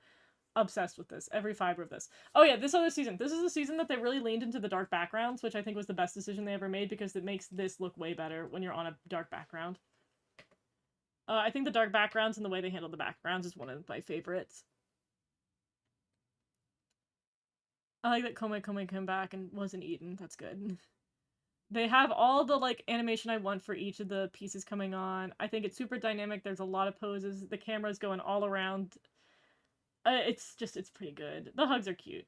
I will say, like, I like the hugs better than the Hugato hugs here. Significantly more. These transformations are, like, surprisingly good. They have a lot of personality and character. I also like that she's just a triangle. Like, it's just a good transformation. I feel like the outfits are incredibly busy, but it's, like, a surprisingly really sound transformation. She going up there. So now we're gonna go to, like, one of my favorite transformations, too. Oh, people yapped. I gotta catch up. Oh god, where do we leave? Where did I leave off of? Mini text. Mini text. Delicious party. Delicious party. Yui, I miss you! It looks like Kome is giving Yui a friendly kiss. I'm excited to see Cure Spicy because she's my favorite from Delicious Party. Yes. The swords they get in the Party Up style transformation are incredible. It's so good. I love Delicious Party. It's so good. I remember when people thought they ate the berry transformation. Yeah, they just create an energy, but the way they do it does not look right. Like, I feel like they needed to showcase the fairies making the food instead of just having the fairies appear and then where the fairies were is now food. I feel like it's misleading. Jet Senpai being our new guy in the chair, staring at starting to realize that the Precure really likes the boy characters who are extremely smart and nerdy with a niche topic of yellow and orange. Eat and transform, true. Rip Kome now! Kome become food merchandise. Yui is one of my favorite leaders, okay? I love her to death. It's good. She ate the mascot who is this DeviantArt. We don't mention DeviantArt. I love that the entire site of DeviantArt is now banned in my chat. I am one of the defenders for huge back. I love huge back bows. My character has a huge back bow. I mean, technically I'm wearing the wings in this outfit, but it's like bow wings. It's similar to the one from Cardcaptor Sakura, but with a lot less detail. Does anyone remember the Miracle Universe website incident? No, I don't know if I want to bring that up. I don't think she ate. Yeah, she doesn't eat it. Obviously, Kome come back, but I think they should have made that more obvious in the transformation because it's a little, it's like blink and you miss it kind of situation. For me, Sango and Yu are two characters who didn't have very much development but became very lovable. I would agree with that. I do wish we had more Yui love. She's kind of, I feel like for some reason our lead food characters don't get as much focus because I also would say that Cure Whip didn't have too much of her own story. I wonder how a magical girl energy ball tastes like. It's probably delicious. I never see people talk about Delicious Party. My phone is ringing. No calls right now. I can answer you in 30 minutes. No call right now. Da da. I love Delicious Party so much. I think T knows that. Yeah, it's a good one. All right. Did I put her? Yes, I put her up. So we're going to Miss Spicy. I love Spicy's transformation a lot. Again, the pouch, the animal pouch thing, I have mixed feelings about. I like that she's got her cute little outfit though. I love this little dress. It's like just kind of a Western style, like it's not quite a sundress. It's like a Sunday best dress. I like it a lot. I think it's so cute. And then she's softer than Yui, but still like happy and fun, and they're slinging around. I love the background obsessively. Her background is easily one of my favorite. I love these hearts in the background. I love the dark space. I actually, I wonder if I can pull it up. I think it's this one.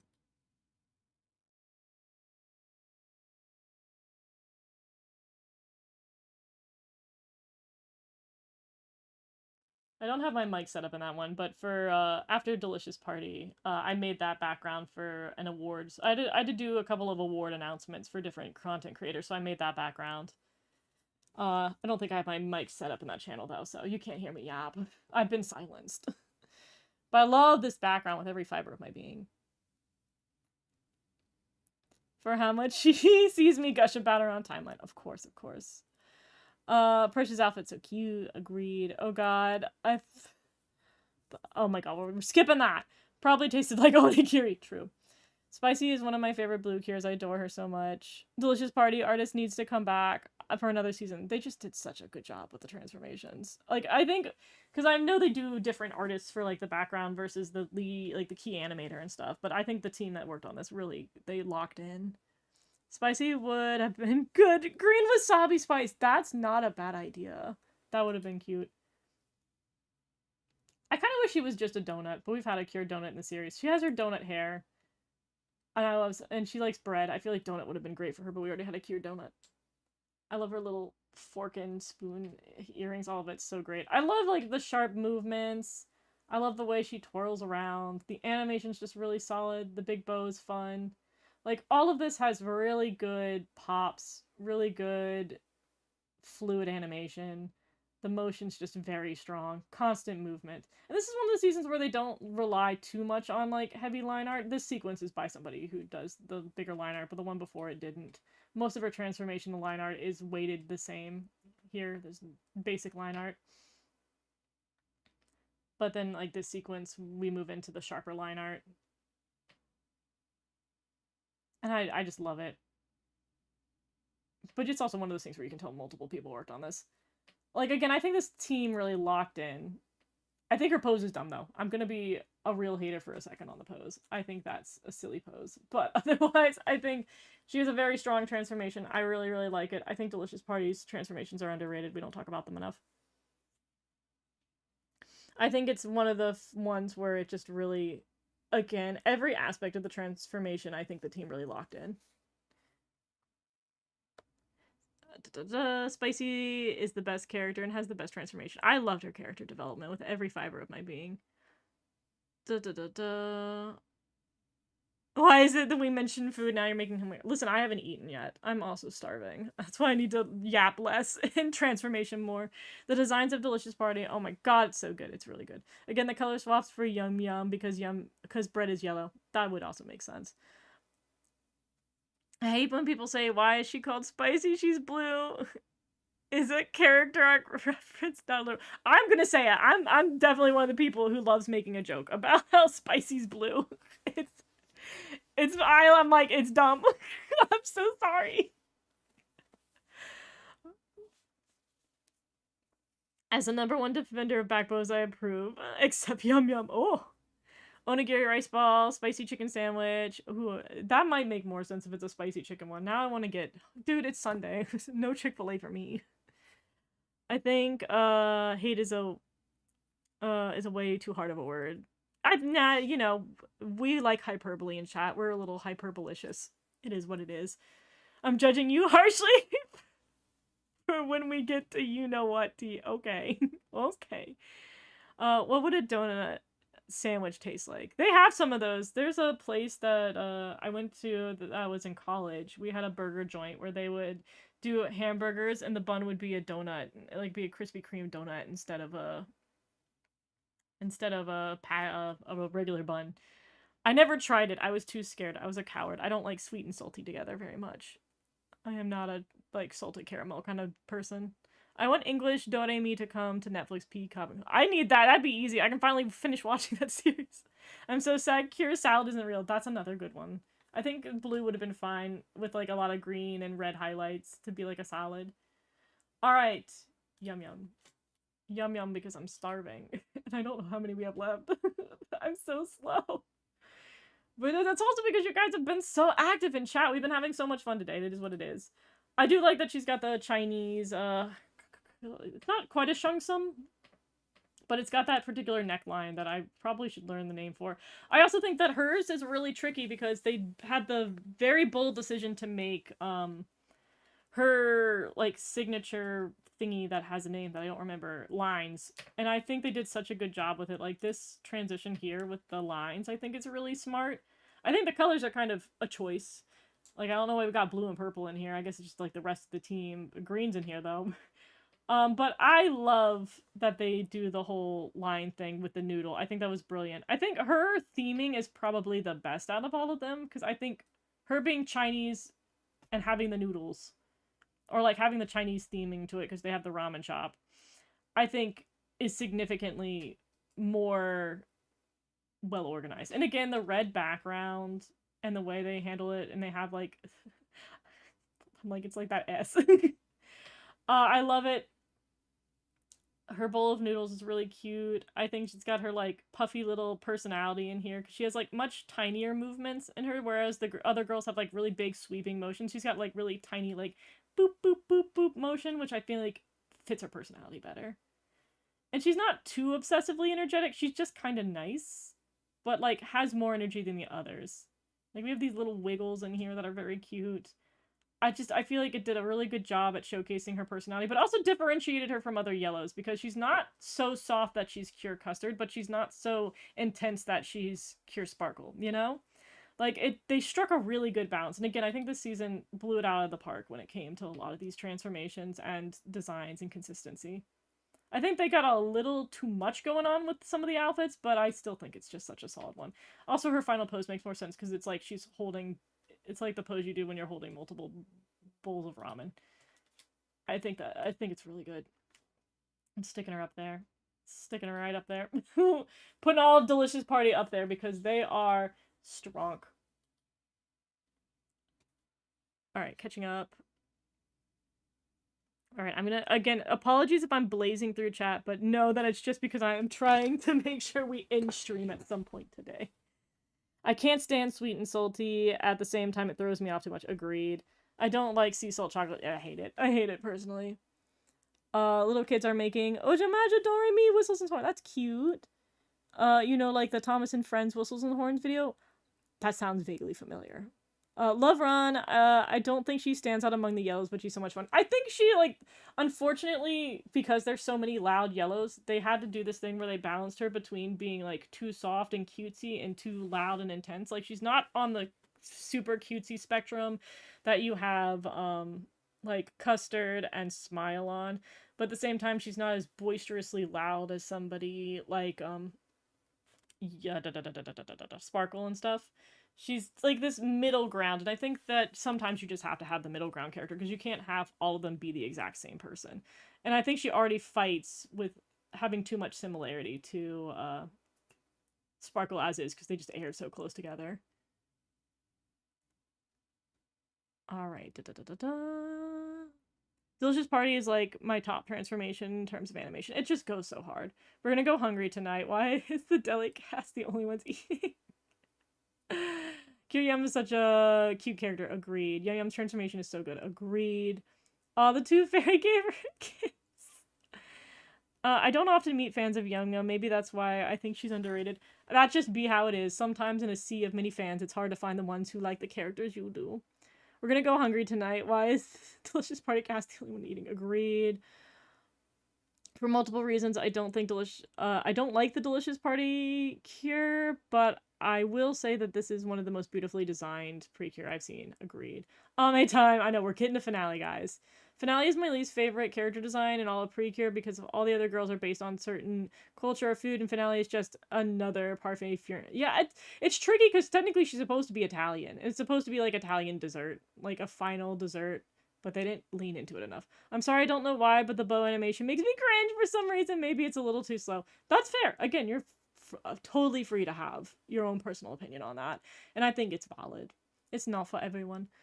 What would a donut taste like?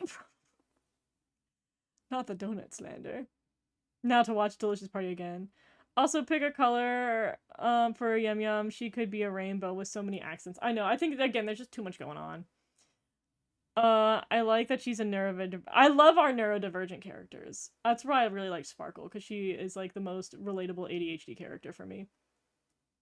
Ame is a beautiful cure. I mean, we're close to 100 cures some point.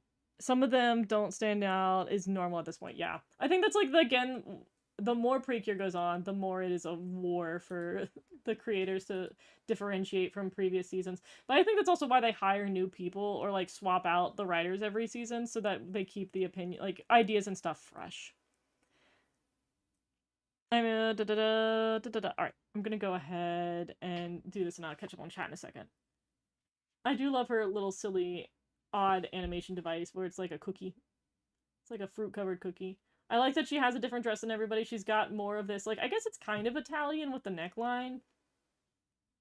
It's got more of a flowy dress that's a little bit more, I don't know if it's specifically Italian, but like Southern European style dress. And of course she's a mid-season, so we're going to have a bit stronger in the transformation department. But even so strong to begin with, like, I think she just is different. I love that she eats the heart. I kind of like that there's not the fairy. The heart, I feel like, works. I kind of wish they all would eat their own symbols and to a little degree. I guess the onigiri is triangle shape, but still. I love this sequence, though. I kind of wish her whole self didn't transform so quickly. I wish, like, it was in parts. But I will say, like, her going from, like... maybe I have to go back. From the black hair... we're doing a little repeat. But, like, the black hair into the purple hair, the swirling around as it slowly forms into her finale shape, I think is really, really nice. Like, it's really these frames right here, where it goes from being like, that's Amane to that's Cure finale. I think they did the transition really nice. I just wish it wasn't the whole outfit so quickly, but I think it's pretty for what it is. And then we pop into the blonde, which is such like a big stark difference from before. I like that we have this like top down look for her. It's very cute. The angle's super unique. And then we pop in the rest of the outfit. I feel like the outfit comes in a little fast, but it's not the end of the world. I like that she does the tap onto their little heart cookie. And we see the rest of the outfit come in. The animation's fine, like stellar. I like this. This has so many frames for no particular reason. Like, look how many frames. Look how many times I'm clicking through this. And we see her like do this one tap and it like goes, like a breath of fresh air. There's so many frames for this one sequence. And it's so nice as we go into like the final turnaround. And then she puts the completo in her hair. Like, it's really, really nice. I think it's just absolutely brilliant.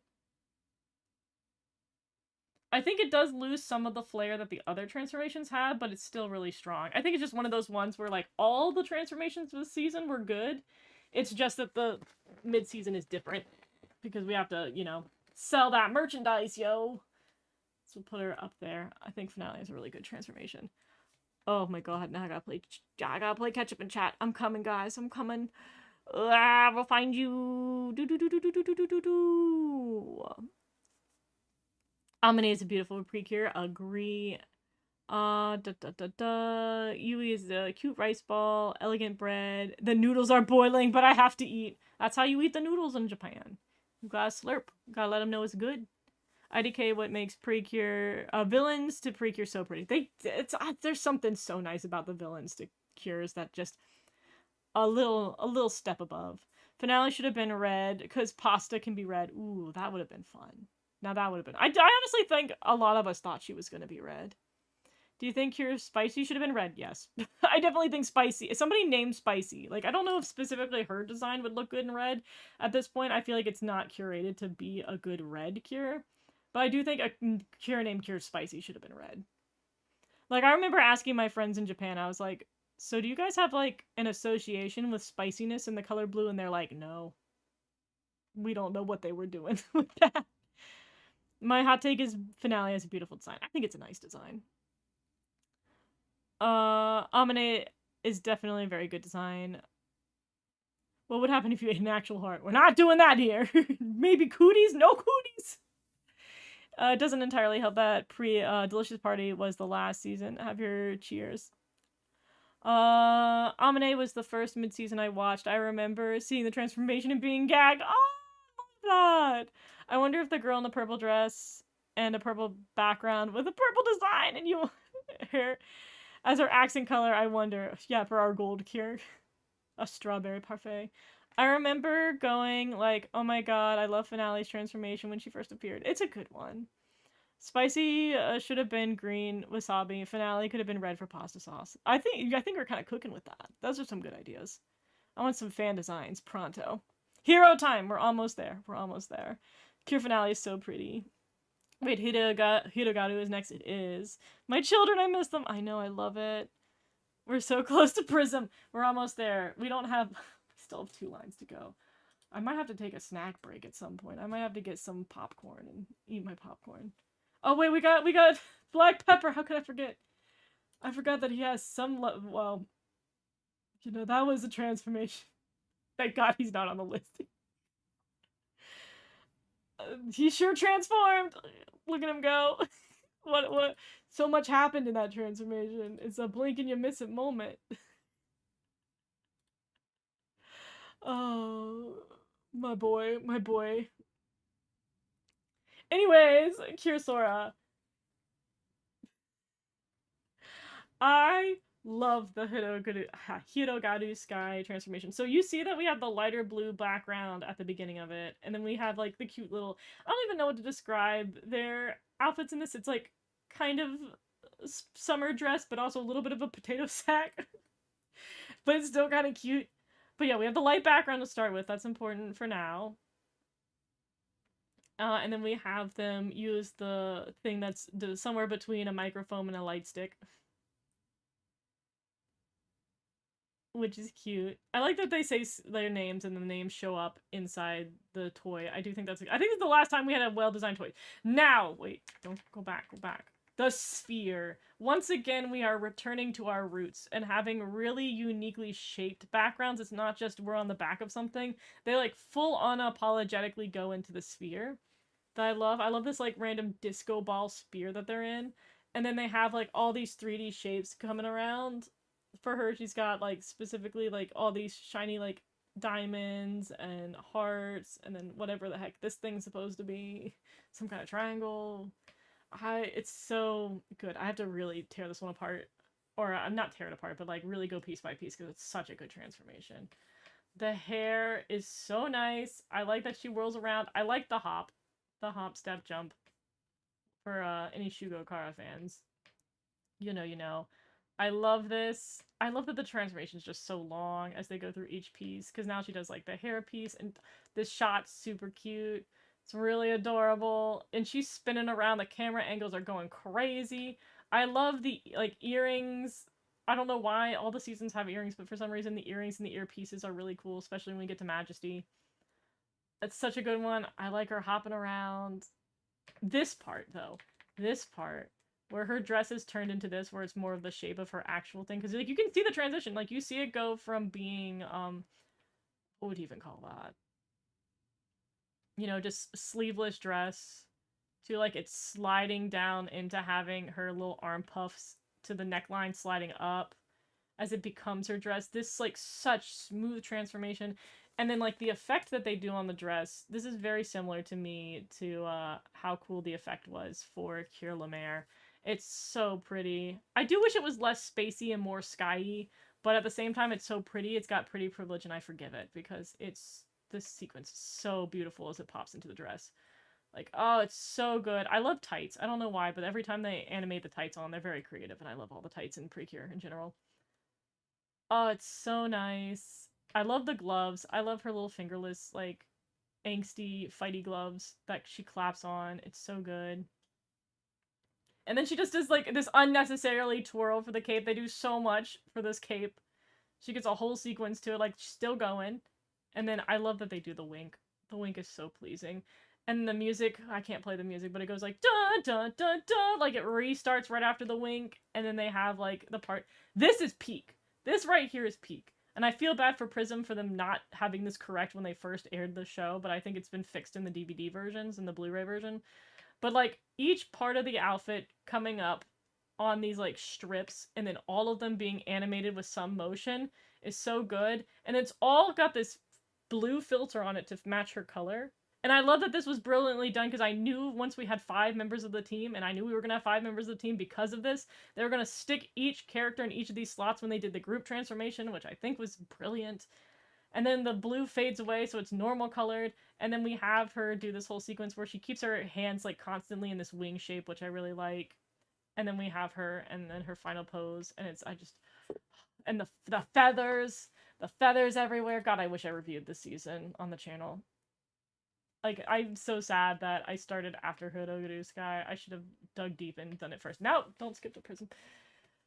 Either way, absolutely wedding cake for me. I love Cure Sky with every fiber of my being. I love it. Alright, catching back up. We made some Takumi jokes, I see that. I love Takumi. Oh, hi Takumi, thanks for the flashbang. Realistically, though. I don't think having one ramen cure and one pasta cure would have been a good idea. Too much noodle for you. Too much noodles. We should just have a noodle theme season. We can have all the pasta from around the world. Hirogaru and Wonderful should have swapped years because 24. Yeah, I never understood why they got off on the anniversary, but it is what it is. Why is the Hirogaru transformation giving idle more than it did? It did feel more idle. We will get to that. We will have a conversation about that when we get to you and Idol.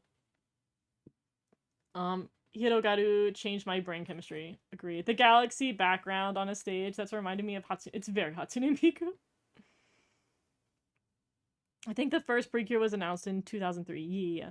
Welcome in, yeah, I'm fine. If I haven't said hi to you before, I'm saying hi now. Hope you're doing okay. Hope you're doing well. The first transformation I saw from the franchise. So many memories. Oh, such a good one. I gotta continue. Yes, rewatch it. Ogaru, it's so good. Didn't they have to redo? Yeah, I don't know what happened with Mashiro's. There was so much debate and, like, back and forth with poor Mashiro's transformation. I don't know what happened and why it took, like, more than half of the season for them to finally put in the right footage. Like, I don't know, because I don't think Precure works that far ahead. That surely they were like, oh, we accidentally sent all of these in to our clients and we can't take them back from the network. I was like, surely you guys can just, like, get the right animated version and put it in. Like, how did you mess up so many weeks in a row? But I think they've fixed it for the final release. Some people are still in You and Idol restaurant. Some are still in Wonderful Restaurant, but I'm still waiting for the Hodogu dinner table. I love it. Reminds me of Go Princess. It does have some Go Princess vibes. High Sky had the best opening.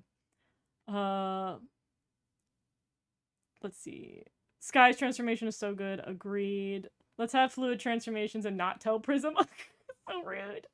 Heck yeah, Cure Fettuccine Alfredo win, dude. Now I want some Fettuccine Alfredo, I'm not gonna lie. And now the disappointment. Sorry, Prism. I like Prism. I just think Prism had production issues. I don't mind Prism's transformation. Don't be being fluid. I think it goes way better with her personality. Little transformations give so much attention to every part of the outfit and makes me love the outfit more. I adore Mashiro. I like Prism. I don't find her transformation too different from Sky. I think it's a little bit softer, but it's fine. I love that they have this soft pink in the background. I also think her spacey texture on her dress is also really, really pleasing. I do think they should have had a duo transformation, but I like Prism a lot. I think it's cute. Again, I think she's a harder personality to work with because she's like soft, but she's not too soft. This sequence is very similar to me with the Lemaire hair change and the finale hair change. I love this sequence where it's got this like the glowy pink and then you like see how beautiful the dress is. Like it's very pleasing. I love her hair. I love her silly angled feet. I'm trying to remember. Some of them I know that they had a problem with this part of it. Some of them were missing from like the hop or something. I'm trying to remember which character was missing. They had so many weird production issues. Yeah, hers is just very similar to Sky's. And then we get to see the dress transition. I wish they did more for this transition, but her outfit didn't have to change much in the way that Sky's did. I think this is a little faster, but I love her dress to bits. And I love this, like, night sky bit underneath it that they do. Like, this right here, part of the dress was peak design. Oh yeah, it's missing from here. That's what they did. The jump is missing. Oh, poor production baby. This is probably going to be one that has production issues. I like her sassy little, like, it's not really a coattail at this point, but the little, the down-turned bow strappies. Professional words. Very cute. I like her. I like her wink a lot. Oh my, this one's animated? This part's animated? Yeah, this is what we're missing. I remember so many people were in debate about this, and I don't know why, because I was like, when they had this part and none of it was moving, I was like, it's just a production issue. Everyone else moves and she's the only one. This is surely just a production issue. And they're like, no, this is the way it's supposed to be. And I was like, I don't know why y'all keep saying that. They just, production messed up. It happens.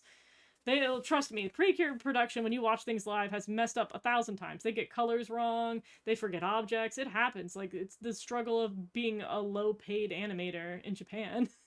And having to get this turned around really quickly. I don't know why this was like one of the biggest fights for Hodogaru Sky was people being like, this not being animated is, you just need to accept it. And I was like, no, it's supposed to be animated, and here it is animated. Like, this is what it was supposed to be. And then it transitions into her, and I think it's really nice. I love this. I love the hand hold on her face, and she goes side to side. I find that very fun and pleasing. I don't know what this pose is here, but I love it. I don't know what this was, but it's really silly and fun, and I like it. And she's cute. But yeah, the only, like, her main problem was just the production. The production had issues, but, like, people who will watch this show not live will never know the pains because it won't have production issues. Oh, then I still don't know why she's missing for the third, like, the jump portion of it. That never made sense. I think I'm gonna put her in Donut, though, because Pure Sky's blue, and she has blue pretty privilege. Alright, coming back up. I don't mind Prism's transformation not being fluid. I think that's best with a policy. I did read that. I adore Mashiro to death. I think my bias for Hodogaru is showing. I'm not ashamed. Fair. I love I'm just gonna say High Sky because I keep mispronouncing it. And this coming from somebody who's afraid of heights. Oh, Mashiro. Prism's transformation is too cute. She's afraid of the sky. It's true. She jumped too high. Prism is my favorite character. I don't hate her transformation, but compared to the other four, will forever love the color scheme and their colors of Sky throughout the day. I do love that each of them is a different point in the sky. It really took the meme of, like, what's your favorite color of the sky and really made a show around it. Mine Tsubasa, he has the same personality as me. Aww, I love that. I love the part where she winks. Her wink is so good. I love her wink. Her pose is cute. Mashimashu. Why does Prism remind me of Space Pop version of Luca? Oh my god, she kind of does. Mashiro is my fave. And Sora looks like Miku, but hero version. Agreed. As a Miku lover. The way she holds her face is so adorable. Welcome, Mayo! How are you today? She's a Pinterest queen. She is. Mashiro's sassy, cute movements just makes me so proud of how much she's grown. Agreed. She had way more character development than I thought she was going to for this show, for her archetype. Now it's time for everybody's favorite boy. Here comes that boy. I love Cure Wing with every fiber of my being. Oh, this was such a monumental moment when this happened. I just remember being so happy when these episodes aired. Love him. Look at him go. Look at my little guy. I also think the outfits for this season really work to make it have one that would work for a guy. for having kind of the flowy outfit for the like the transformation intermediate outfit. Oh, I love him. I love his stupid little emo hair, and it immediately goes away. And then we get the rat tail, the magical boy rat tail, a signature thing of Precure. Love it. I love that he's got the same energy as the girls. Like, I was really worried that they try to go way too masculine, but I love that they really embraced him being like he's a boy, and all of it's like a fun jumpy thing. It works out really well. I like the thumbs up. It's silly. Got his little doofy hat. Oh, look at it. It's so cute. It's so fun. And again, the orange, the spacey orange effect they have here is so good. I kind of want to try to do a study on this because I love the patterning they do here. I just need to have a higher res to work off of. But I love it. I don't know if this folds into his outfit the way the other ones did. I think it's immediately just in his outfit shape. No, it is! Okay, so we do see it off screen, you know, because they're mean to us. It starts out like his sleeves getting a little bit bigger here, and you see it slowly form into the puffy sleeves. So they do have a little bit of transformation there, but it's definitely, you have to sit here and click through it to see the appeal. And then we get into the rest of his outfit. It's nice. It's so good. It's fun. I do like that this particular version is high enough quality that I can see his doofy little face. I love the in-betweener small faces. My city now. I love it. I do like this. I like that they go portrait for this and then he like slingshots around. They make such good use of the space and the fact that he can fly. Oh, it's just such a good thing. Oh, it's a good transformation. I like that they had to be creative with like what elements they're showing, cause like they were like, oh, what moves in his outfit, and they get his rat tail. The shoe obviously is not doing much, but like they got the very small motion on the sleeve and the little bit of the hair, and then they've got the little whatever we're gonna call this, whatever the proper term for this is, moving. Like they did the best to be like, we need to pull motion for the guy who has a very like relatively short outfit that doesn't have much motion to it. And then we have him here. I think his poses are fun. Like, I like that he's got kind of this, like, punchy energy, but it's not as punchy as Sky. And I appreciate that it's, like, kind of like a more mundane, like, yeah, I'm a knightly kind of dude. He's cute. It's like a little pilot ready for duty. It's really adorable. I'm very happy with it. Smiles all around. But I'm gonna put it in donut. I don't know if it's quite wedding tier. This is tricky. This is tricky because I love this season. It's gonna be hard. Alright, let me see where I left off. What would a Sky wedding themed cake look like? That's gonna be my wedding cake. When I get married, it's gonna be Sky themed.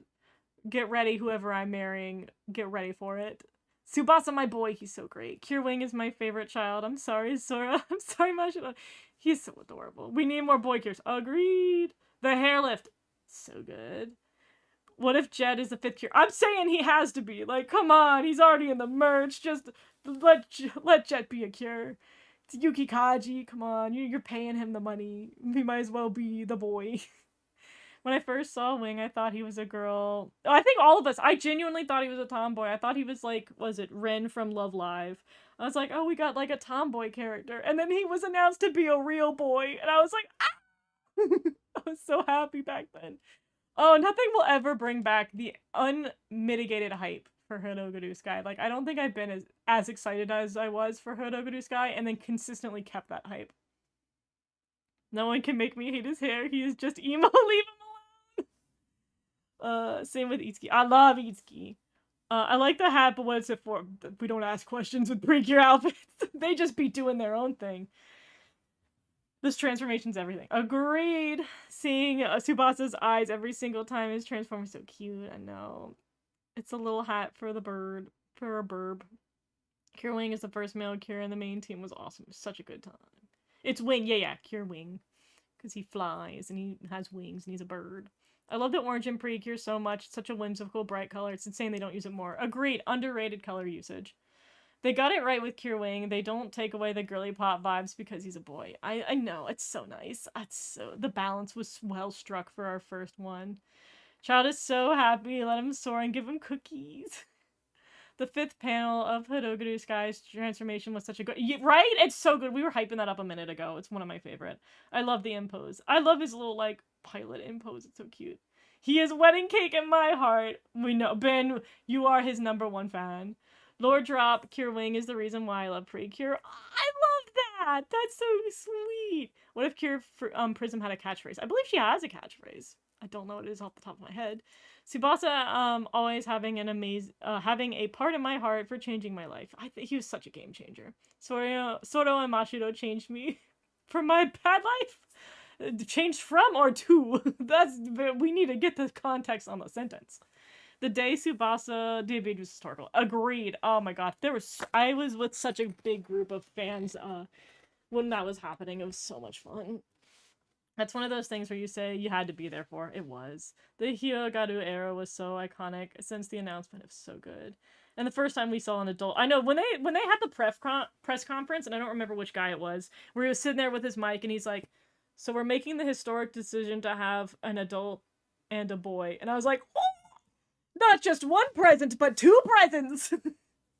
It was crazy. Like, that press conference changed everything. I hope they give orange-colored cures with wings. We need more. We need more cures with wings in general. I mean, like, we have a lot, but we could have more. We all thank to the hero girlies and boys. Agreed. People think Tsubasa was a girl, was the same as people thinking Itsuki was a boy. It's coming full circle. Pinocchio and Wing. I'm a real boy, Papa. If they do things right with Jet and make him a cure, I'll love it. Oh, I don't want to get my hopes up. I know how you feel. I feel like I was holding up so much copium with Satoru. I was like, he's gonna be a true cure, not just a support. So, still waiting for a non-bio cure. God, I wish the world would progress a little bit faster so we could get nice things. Please do yellow. I don't think a Claire would be that. Cure Jet. Oh, Cure Jet would be so good. Cure Jet to be a yellow, I know. The announcement gagged us all. It was such a good time. We also had our first baby cure. I have to think about it. We've had baby cures. We had, like, Felice and stuff. I don't think we've had it the exact same way, like, full on, like, going with the baby, but we definitely had cures that were babies. I think it's unpopular. I don't want Jet to be a cure. Not because I hate boy cures or whatever. I think it'd be more interesting if he became a cure's fairy. It'll be interesting. We'll see what they do. That's such a strong chance of happening. Or should I count cure? May Tsubasa, love be eternal. I am an airline named Tsubasa Colored Orange. What about Cure tomorrow? Oh, it's a teen. She's kind of a baby. Yeah, like, Cure Majesty's the first one to stay a baby, kind of. I came here for Cure Sparkle since I have the same birthday as her, but now I want to watch till the end. Oh! I appreciate that, Miyuki. How are you today? May we get to the end. I know I've been yapping. Yeah, Jet's head is like a jewel. Like some mascots, but who's the fan? Alright, Butterfly. Hopefully, Leo's still here for his favorite girl. I love also the designs for hers. Thank God this one's high quality. You can really see these, like, the flowers and the butterfly designs in the background are just so nice. I love Ageha. I also, again, similar to, Flamingo, she's got more of those sharp movements because she's got, like, kind of that older passion in her characterization, and I love to see that matched here. But obviously she's not as fighty as Flamingo. But here she comes. She has such a good one. I like the posing. And I like, so, for the whole, like, they pull up the mic very slowly at the end of it before, like, the music pops off. I like this slow motion here where she has more of a front-facing one. Like, this is, like, there's something about this just feels like it fits her personality, and I can't even tell you why. It works really well. I also think they had to do that to get, like, her name legible, because she's got the longest name out of the crew. Because they really got to get the butterfly to wrap all the way around here. I love her hair. Like, this is just stunning. Like, the way they handled the more saturated pink here, this is what I wish they could have handled the colors with for, I think it was Healing Good. Had the rough saturations. This is how we handle it. I also love when they make the hair with a white outline, and then it's dark enough that you can see the hair, and then they put sparkles. It's a recipe for happiness for me. Love this. Like, this is just flawless. I also like that she has a two-piece one, and that she's got shorts. I think it's cute that she's got shorts for hers. And then, like, she moves around. Like, she moves around an insane amount for, like, the jump and stuff. Because everybody else, the first three are very similar. Hers is a little bit different. And I think, you know, it kind of sets apart, like, the adult stuff. And looks good. Like, even this, like, every single pause point is just such a good shot. And even here, another detail that they put on it, which is also just a really tedious thing to do, they blur here. If you see that, like, normally in these we'll see, like, the thicker line art. Instead of doing that, they added a blur because it's closer to us, and the camera will only focus on one thing if it's, like, a real camera. So they're emulating, like, focal length. Love that. Like, this is, like, it's a little bit more blurred. I love that they do the blur edging. It's definitely, again, it's another technique that I love that they put here for her. And again, it's another showcasing of not only the lead, like, key animator, but also just the post-production team that's working on these, doing such a phenomenal job. I like, again, all these movements that she has. They're very, like, sharp and crisp. Like, they're, like, boom, boom, boom, pull in, go out, slish here. Like, it's so nice. Also, again, like I said before, with, like, obviously for her, like, leg portion, it's super fast, but, like, pausing in here and looking at this, like, kind of, like, it's not, I won't say goopy because that sounds bad, but, like, I love this, like, odd, I guess, butterfly-y antennae shape that comes in as it comes up. It's very nice. I like that this has thinner sparkles than her main dress, so it differentiates it. It's very pleasing. Like, again, this looks so good as it, like, moves away from her initial, like, shirt and shorts to pulling into this, like, skirt. And then she's always given to me very, if anybody else feels this, she gives me Blossom from Powerpuff Girls. I don't know if I'm the only one who feels that way. But I love it. The ombre is great. Again, for the newer ones, it has this texture with the smaller sparkles. I love it. Again, motion so, like, boom, boom, boom, boom, boom. But it's still, you can feel it. I still don't know why she's missing from the jump too. I love the sleeves coming on. I wish it was a little bit slower. Because I love that she has these very weird, like, sheer sleeves when they're closer to her shoulders. Like, this is kind of, this is such a cool design. And she swoops in. And then, like, I mean, how can you not love this pose? Like, her coming down and doing this cheeky little, like, tee-hee wink that just matches kind of her being the older, like, older sister type in the group. Love. Absolutely love. I love that also when they do this, they keep the eyeshadow. It's such a phenomenal transformation. And just, like, her little, like, her cat happy face. And all the age energy. It's so great. And, like, even to this point right here, before she does her pose, I like just, like, sassy, silly motion coming in here. And then, like, look at her. She's so goofy. Like, she's so goofy but fun. Like, look at that. Look how cute that is. Look how fun her hair is when it comes down like this as well. She's just such a fantastic character. Definitely up there. She's going to the cake. She made it to the cake, everybody. I'm gonna have to really lock in for the chat because I think I missed a lot. Oh my god, how you guys have lots of feelings about Miss Age Age. Welcome in, Marcos. How are you today? Let's see. Catching up on chat. They handled the purples and pinks very well. Agreed. Butterfly is best girl. She does commit. You're like the man's father with heart attacks. Butterfly is serving. Agreed. I love Agaha. She's my favorite this season. Yoshiyama Yu, the queen of animation. Thank God we got somebody in here who could name the animators. I've been struggling trying to remember. I was like, I know Yoshiyama Yu does a lot of them. And she does some really strong ones. I have a plush of her. Oh, that's so cute. I love Butterfly, but the fandom, yeah, we stay away from the ships. They get a little messy. Cure Butterfly is the only Cure that is an adult, so it's okay for me to call her waifu. Oh my goodness. I love the fact that every transformation from Hoyodogu to Sky, they blink in the middle of the transfer. I love the blink. The blink adds so much to it.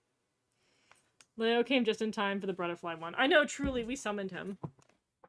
But also Butterfly's outfit looks so bottom heavy. Yeah, that belt is doing a lot. Funny story, I'm glad I was hasty and skipped the openings often for the season. The preview episodes got me surprised that Ageha's butterfly. Can you believe it? Oh, you gotta go in there. You gotta go in there super cold. You gotta see it fresh. That's how I felt with Sunshine, because I had no idea that Sunshine was gonna join the team. Diva. The scene that the base she steps on and spins around becomes her dress. Come on, it's so good.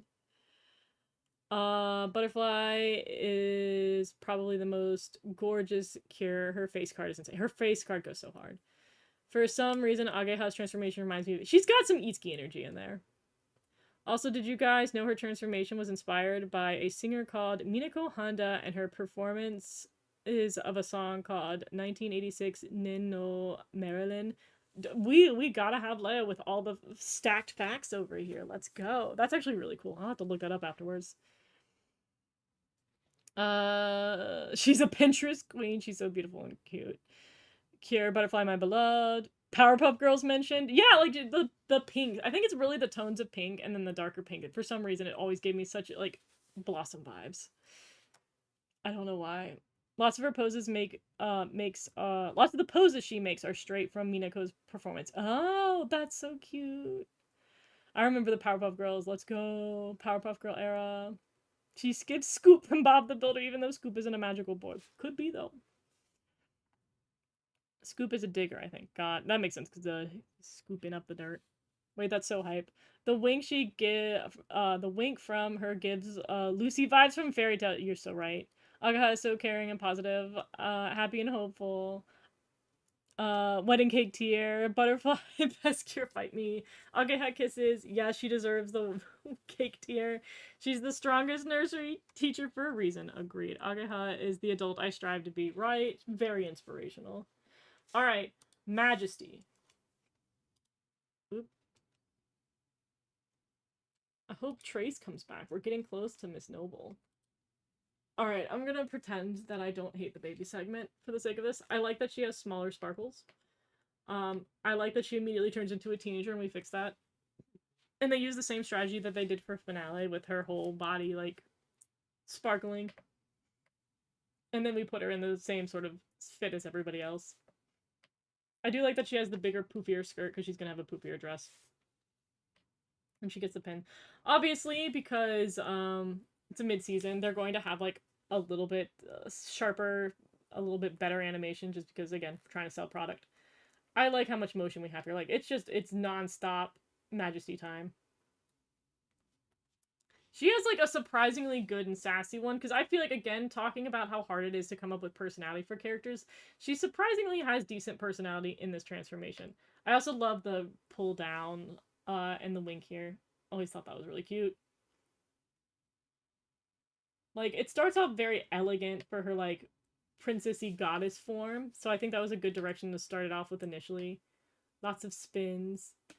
Her shoe of segments a little different. I do like that, unlike the other ones, they did not make her transformation too dissimilar from everybody else, because I know with the mid-seasons they like try to make them stand out a little too much. I do like that she's still in this like big globy format that everyone else is in. Dude, I cannot get over this bit. So it's like such a minor detail, but she has these gold, like her really hardcore rock spiky gold earpiece here. But the thing that's insane about this is that the rest of them had some kind of shiny, like I think Sky has her shiny gold piece on her ear without the spikes, but they took the extra effort to animate the gold and the coloring because like it's a reflective metal. And so metal behaves a particular way when light is around it that a lot of series omit and just have it be a flat color because it's a pain to do. A series that also handles metals really well is Hibike Euphonium, but they use CG for that. They do a lot of like really good CG and then some rotoscoping that they handle their metals with to get the metal lighting because it's a lot easier to render in 3D the metallic reflections. Here they hand did this. This is really impressive, and it's a blink and you miss it moment for her really like gold pieces. I love it, and they do it on the other side too, where you just like you can see that glowing light come up, but you can also see in every single frame these pieces are moving. Every one of these blobs of light is traveling because it's trying to reflect like what real gold would look like, and that is such an eye-catching piece. and also just a signature sign of a really good animator worked on this. Because knowing how this works in reality is very hard.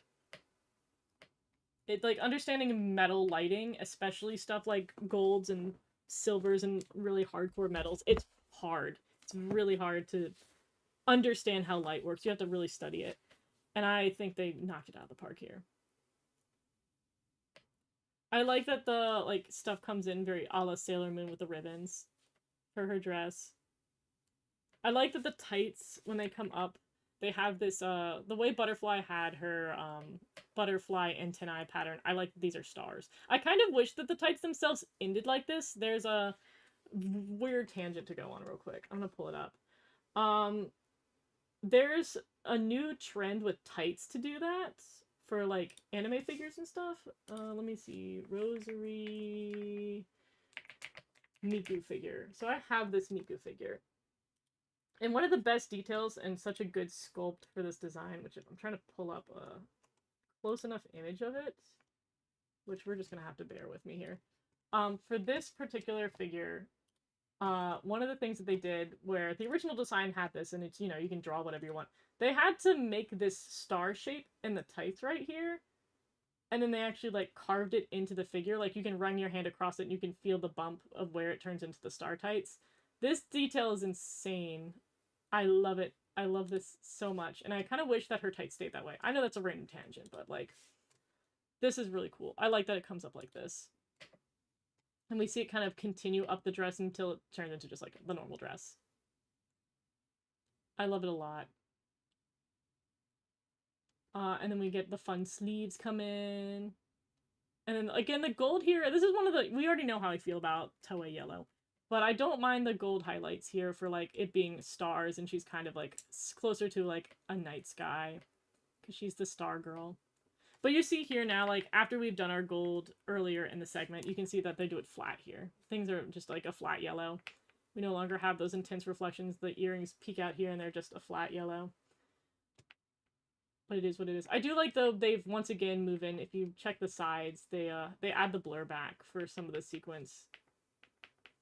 The blur is a little bit, oh well, it's off screen, but the blur is a little bit more hardcore here for this portion of the sequence. It's just nice. It's really dynamic. The post-production is really solid for this. Again, this is a strong team that really worked well together to bring the transformation to its like peak visuals.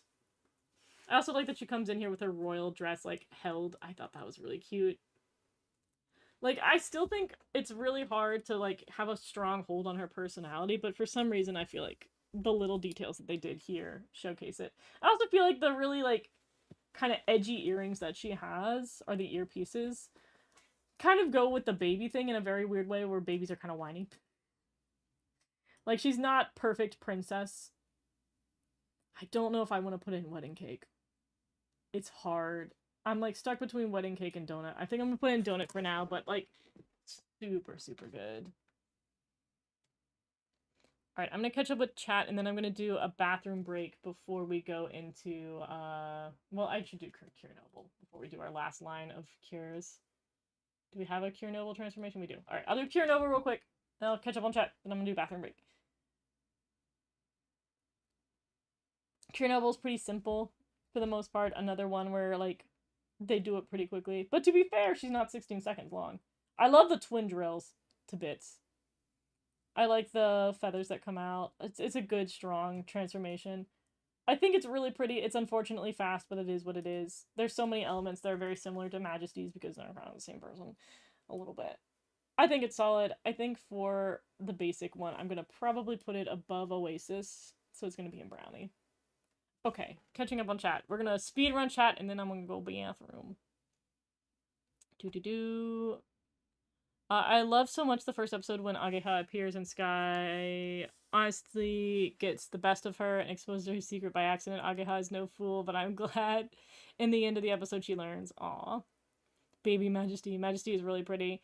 She's so overhated. She's so beautiful and cute like Butterfly. I like Majesty's transformation because it feels like a mix of all the past transformations. I think that's really cute because they are her family. Agaha telling Sora to stop and stop. Agaha's funny to me. Oh, Blast, I don't know who's my favorite. Here's transformation. It's hard. Majesty's Skytone is really pretty. It is. Majesty's transformation is underrated mostly because it is forgotten. Yeah, that's also the problem of being a mid-season sometimes. I wish Hugton from Hagato became a cure. Every fiber of my brain wishes Cure Tomorrow was in the show. I also saw so many people hate her big twin tails, but I think they work out. I think they're fine. I think silly hair is part of Precure. The last Precure that was there for confetti at the 20th anniversary concert, which is Cure Majesty. Cure Majesty is this one, and then this is Cure Noble. The reference to Kaiserine, peak storytelling, real. I saw people say that they sometimes use 3D in the transformation, but I don't know if that's true. Yes, it's true. They use that usually for the hands. If we go back to Majesty for a second, you'll see the 3D in the hands. Okay, right here. This is 3D. So, like, you can kind of tell, because this is, like, where the 3D's trying to fake a line. The Skytone's a line. It's usually objects and hands are typically, specifically if it's if they're holding it. Like, here, this is all 2D. This is 2D. You see the lines are thicker. All that's 2D. But when we zoom in on it, like, this is 2D still. 2D, 2D, 2D, 3D. See the thinner lines, the weird shadows, the secondary highlight of the shadow for no particular reason, the weird clipping here. This is all, like, what you're gonna get with a 3D, like, light source doing it, not manual shadows like you get when you draw. So you can tell it's 3D. And then, the fingers are a little too chubby. They're a little too wrong. 3D is not quite there yet to be indistinguishable. Majesty, my child. Majesty really did grow on me over time. The figure's really beautiful. I know, isn't it lovely? Almost everyone winks and hover. Yeah, winks a thing. Oh, just in time. Oh, I'm glad you made it here. I'm sorry I went so fast because I need to go to the bathroom. I'm trying to go through this quickly. We'll talk more Noble in a minute. I just have a maternal love for Cure Majesty. She's such a rebellious baby. True. The twin drill animation's the best. You know what? I'll take Brownie tier. Brownie, my fave cake. I love it. I love all the Hidoguru Sky transformations. They're so good.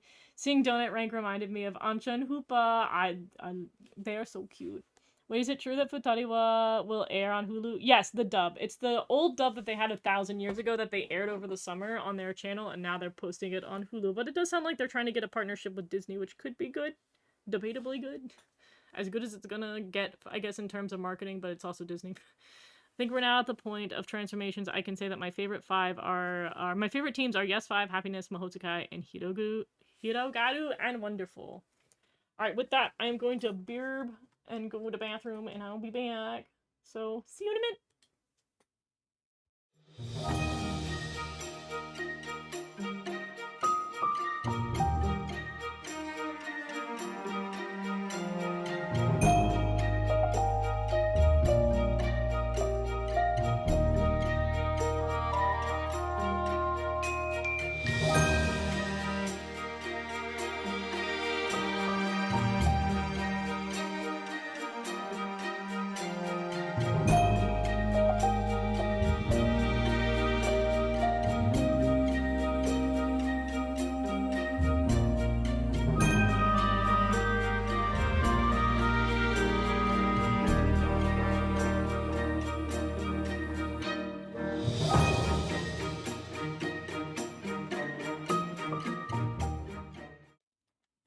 Alright, I am back. I also got popcorn, so if you hear me chewing popcorn, no you didn't.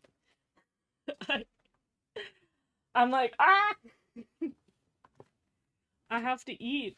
We've been going for so long, guys. I didn't think I was gonna do it I really underestimate how much we're gonna talk, but I think we've had good conversation today. But a girl's gotta have a little bit of snack. Little snack.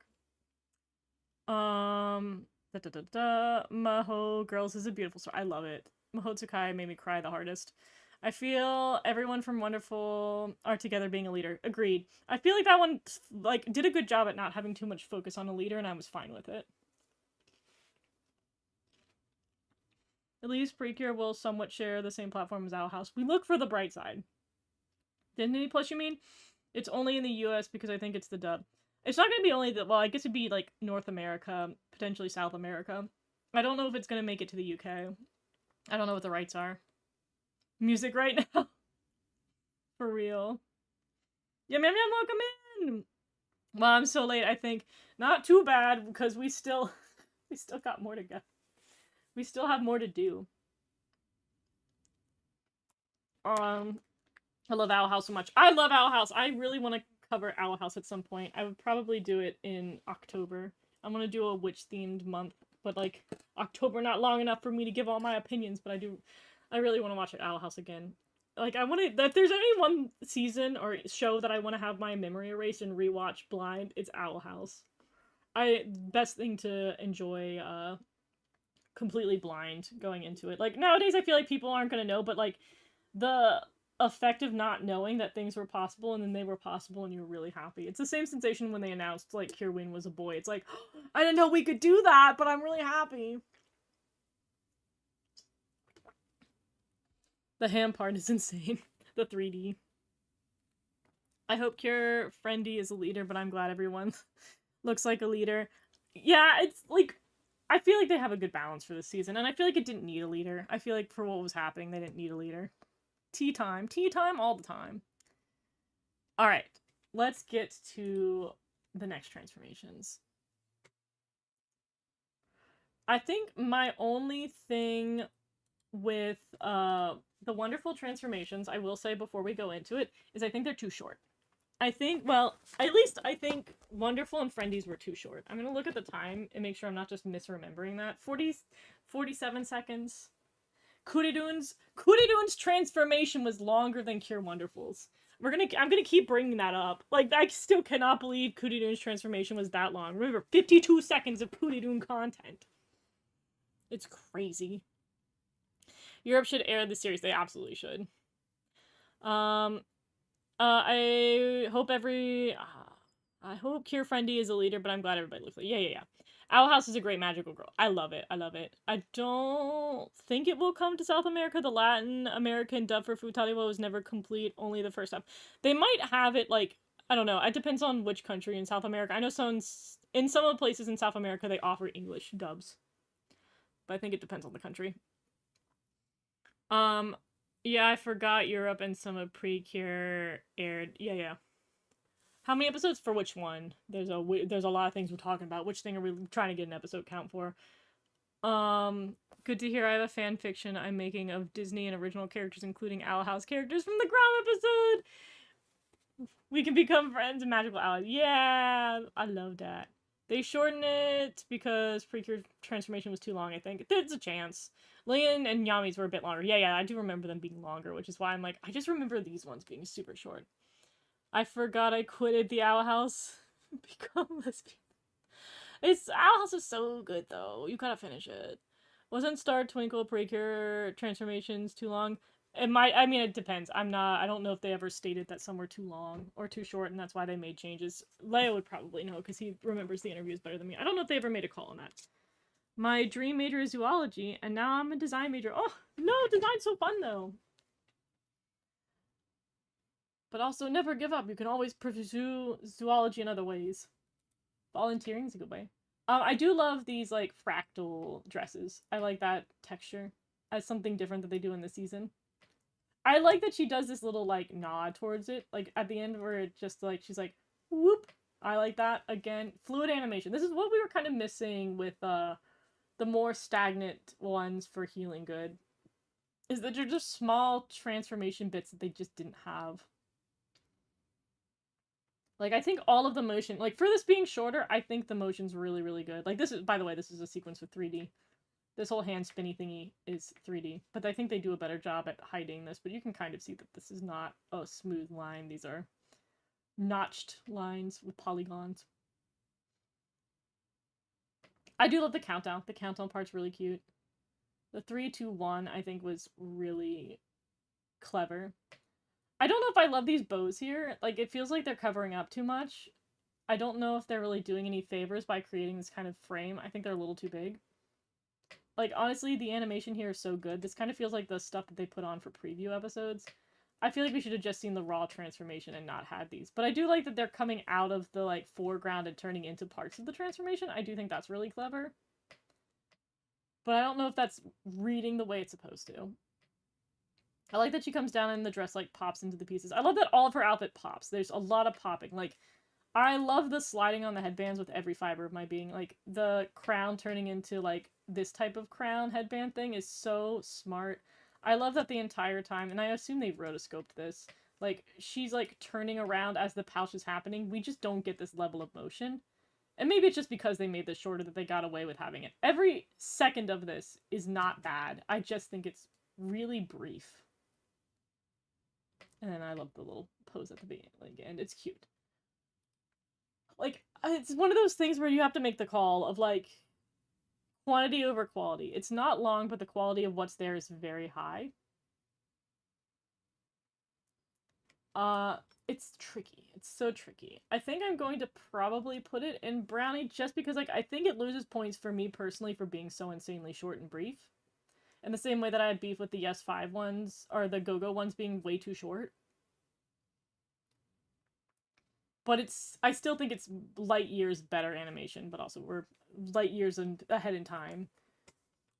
I don't know, it's tricky. It's so tricky to make a decision with that. This is definitely where I'm getting into, like, apples and oranges comparison territory.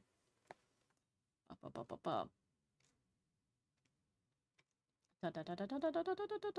my goodness, much chat. Much chat. Let me make sure I've caught up. I'm making a folder of every magical girl and magical boy in history, oldest to newest, from 1942 to 2026. I salute you. I've done stuff like that before, and it is a lot to go through. We have much history in the magical girl realm. She's so adorable, both her original dog form and her human form. She's so cute. She's so cute.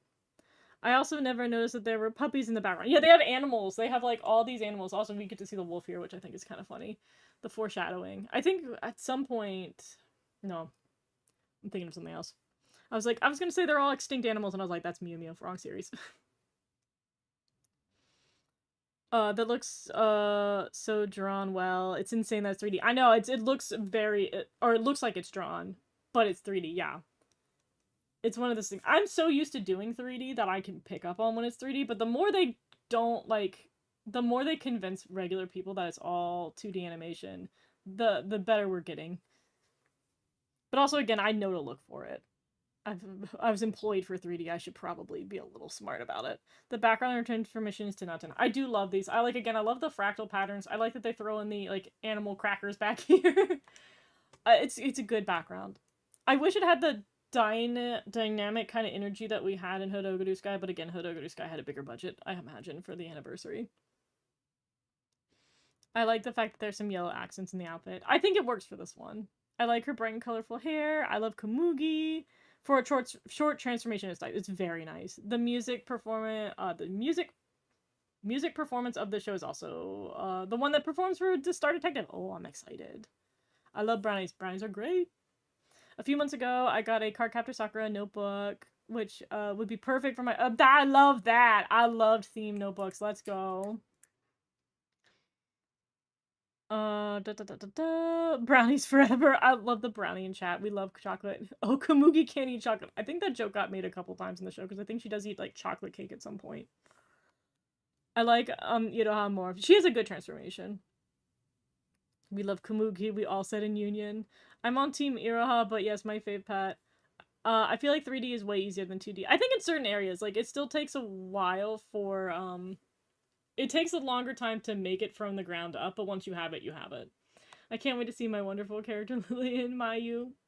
My big sister has a great female boxer dog named Okoye, and I was walking her out in London in vacation 2023. Oh, that sounds so cute and sweet. I also consider Henshin heroes like Super Sentai, Kamen Rider, and even Ultraman consider them magical boys. You're making a big net, but, like, honestly, you're not wrong. Best Precure transformation coming up. I thought every transformation from Precure was 3D at some point. Yes, all of them have 3D at a point. I don't think there's... I think other than, like, the standalone ones, like, the guys hanging out down here, I think are not... Well, like, these ones, I think are all 2D. But anyone where they hold an object, it's gonna be 3D. They're gonna have a 3D moment. I can't say I love Precure in 2D animation. I can say I love Precure in 2D animation. I mean, it's anime, no dub, but the wings being 3D, I'm a little worried about media for children being all 3D. So that's the funny thing. We actually lived through that already. There was a point where all the media went from 2D to 3D, and then we're going back to 2D, and now it's kind of a blend of both. Because 3D initially was more cheaper. It's why you saw things like Disney switched to doing like Tangled on. They did all 3D movies, but now they're going back to having some 2D movies and some 3D. We've had that. There was a big craze where a lot of stuff switched to 3D, and then Disney Channel stuff went back to 2D animation after doing a bunch of 3D animation for a while. Da, da, da, da. I love Mayu and Lillian too. I love her. Reina Ueda. Boy, yeah, good production. Movie foreshadows Daifuku. Oh my god, Daifuku.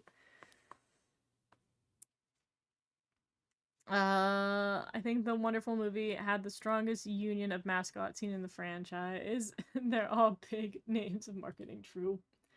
Alright, on to Iroha. So like that sequence, like right there, this is 3D. Again, see the thinner line art. Also, for some reason, they made it really thin here. Like, this is the worst part in 3D, is connecting the hand to the arm.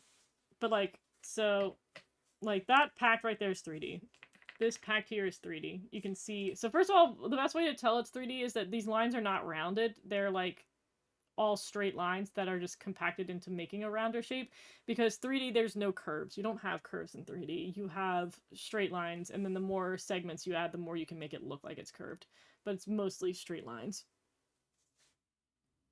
Like even here you can see the straight lines here, and they just have like, I assume they're using, from what it looks like, a grease pencil method, because I know they used Blender for this because they talked about that in their post-mortem. I think they just used a Blender grease pencil method to do the outline for this. And so that's 3D. I think the hand here, let me check.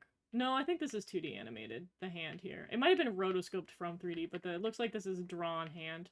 Especially like here, looks like it's drawn. So a mix of 2D and 3D. Yeah, because this goes into 2D. Makes sense. This all is 3D. This whole thing is definitely 3D. You can see that the line art's a lighter brown. It's not as thick, except for around the thumbnails, but I think that's just shadowing attached to it. This is definitely, yeah, they used the grease pencil here. I've recognized the way the lines cut is grease pencil from Blender. And then they have these like well-rendered shadows, which means they took a long time to render this sequence when they did it. Unless they have a really nice render farm. You can also see like the lighting changes on the pack right here. This is like the Blender lighting coming down, like, well, actually it's coming from this side, and then this is the shadowing, and then like the reverberation because there's a little bit of reflection on it. And then we're back to 2D for this, and then this is, now you see the thicker line, the darker color. It's back to 2D. Back to 3D when it came back around. Because again, we're back to the thinner stuff. I think the hand here is rotoscoped with the pack.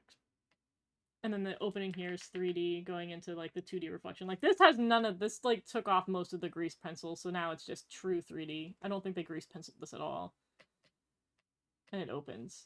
And we have the 2D. So like that's just some back and forth for trying to explain 3D and 2D stuff. I hope that was not too jarring for you guys.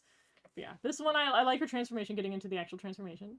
It's fun. I like the motion. She has like unapologetic amounts of motion for her hair and everything here. And this is a combo of 2D with the 3D. Which I think it might have been rotoscoped, if I'm being completely honest. And then we have this come in with her hands. With the 1, 2, 3. It's very cute. Again, I feel like the bows aren't doing her any favors, but we get the best sequence I've ever seen, where we have this really cool ombre with the deep purple at the bottom, where she pushes her hair out. God, I wish this was what her hair was. Like, it's out and beautiful for like a half a second, and then she braids it, which is fine. The braid's fine. I like the braid's heart shape, but they tormented me. They tormented me with the really pretty long hair. And she comes back around and has this really cute transformation. I just feel like all the little, I'm gonna call them gadgets. I don't know why, that's the fake term I'm coming up. All these things are just doing too much around the frame. I feel like I want to see them removed so I can see the pure goodliness of the animation. Because they're also doing like, all these effects. I do like that her earring effect blows away all this stuff on the side. I think that's so funny. And then we have her hat come in, and the pact. It's just everything's so bouncy and fun. She does this silly little run up. And then, like, the camera goes nuts. It's good. It's good. It's just short. It's just short. Alright, let's see how much my ranting has, confused chat. Mayu teasing Satoru is like me teasing a bit, but encouraging Amity to go out with Luz more often in my fanfiction. Aww. Yuki is mentioned. Yas, Yuki. I love Daifuku. I love Komugi. I love Iroha. I love Satoru. I love Mayu. I love Yuki. I just love Wonderful. It's such a good season. No meme lord face. Mayu, the shipper. She isn't a hardcore shipper. There would be lines around the objects if it wasn't 3D. Let me read that. I'm trying to think. Process. There would be lines around the objects if it wasn't 3D. 3D does do lines, though. They do have the lines now. For holding an item is 3D, while other isn't. Yeah, typically, whenever they hold the items, most of the time, it will be... Like, unless it's something like that one... Oh, I'm using the wrong keys. The only time the pact is 2D is right here, when she's holding it in her hands, because there's no sense in making it 3D here if her hand's going to be there and they're not showing much of the pact. So this is a good old-fashioned 2D for just this brief moment. Who here isn't? I think some people in chat aren't big into shipping. But all of us are secretly Mayu at heart. My colors are pink for magical girls, red for kids, orange for adults, yellow for spinoffs, greens for live action, blue for magical boys, purple for secret. I love that you have it color-coded. It's like me when I was like in school and all my classes were color-coded. Like, I'm gonna be honest with you guys. Math was blue. Backgrounds for purple gears are always so pretty. I agree. I'm having fun. I'm glad you're having fun. Tea with the knowledge. Girl, we lost so much with the hair. I know! The hair makes me so salty. The hair is so beautiful. She's so funny when she can't hide or lie. I know, her not being able to lie I think was a good bit. The twin tails look cute. They're cute too. Anyone who knows who animated this, Leo might. I love the way she flips her hair in the beginning of her transformation. It looks so pretty. It's so good. My Cardcaptor Sakura notebook is a bit faded. It makes sense because it's old, and two, because it's Goodwill. Ah, I see. Oh my god, you guys can't hide from Satoru. I like her outfit and her cute little hat. No, her little, like, detective-y hat. They foretold. Her hat foretold the next season. Just a million years in advance. Her little detective-y hat going on here. I have such a soft spot for Ira. She's always gonna be in my top 10. I like the transformation until the hair moment, then everything feels a little bit more boring. I understand. And when we get to, in my opinion, the best transformation, Yuki, that was the only time I've ever had a transformation make my jaw drop. It's so good. Nishiki Itooka is Itooka's your favorite. He's pretty good. I like Here Friendly too. Yes, my top 10. I'm also indigo for reboots and revivals because they would compete with Rainbow. Complete the Rainbow. Makes sense? Makes sense. Alright, Miss Friendy. I think I'm gonna put you with Wonderful for now. Things may move. We are now going to Miss Yuki, which we get some pretty... Like, they really know what they like in this franchise. First and foremost, I'm biased AF. I love the Cat's Pact with every fiber of my being. It's actually in the... There's something similar to it in my intro/BRB screen/ending screen. I love the Cat's Pact with every fiber of my being. I think it's really, really pretty. I wish it wasn't makeup, but it is what it is.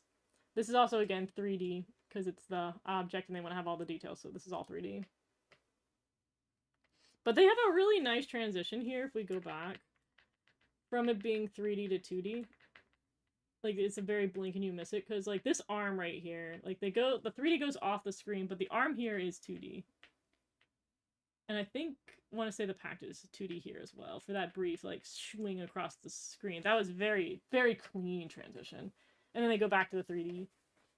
And then for some reason, I don't know why they didn't light it here. They don't have, like, the hand comes in here. Maybe it's because the hand's moving so fast. They didn't bother to grease pencil this, so you don't really have much of an outline. Either that or I can't tell because of the quality. But it's a very nice transition. I love that she, like has this sit. Like, the only way I can explain it is with my mouse, where she, like, comes up and then goes boink. Like, sits back into the reflection of the pact before this very quickly brings in all of these, what are we gonna call them? It's like a ribbon. I'm just gonna call it ribbon. And then she like slingshots across all of these pads. Like the animation's so quick and sharp, and it's so cat-like. Like the cat pounce position as she just goes all in, bouncing off these. Like I love the bouncing off the paw pads with every fiber of my being. I think that was an ingenious. I like that she does this flip upside down. It's a unique pose we've never seen before. I love that like the thing kind of goes into this weird like tent shape and it bursts into this like interesting lake with some golden plants and then snowflakes. Can this go higher quality? We were at 720. Do we not have it? No 1080 for me? And this economy? No 1080? Anyways, I think the only thing I don't understand is why it's got the nature aspect to it. I think that's the only thing that throws me off. I feel like that doesn't... I think that's adding a little too much. But we have her cat. We have the moon.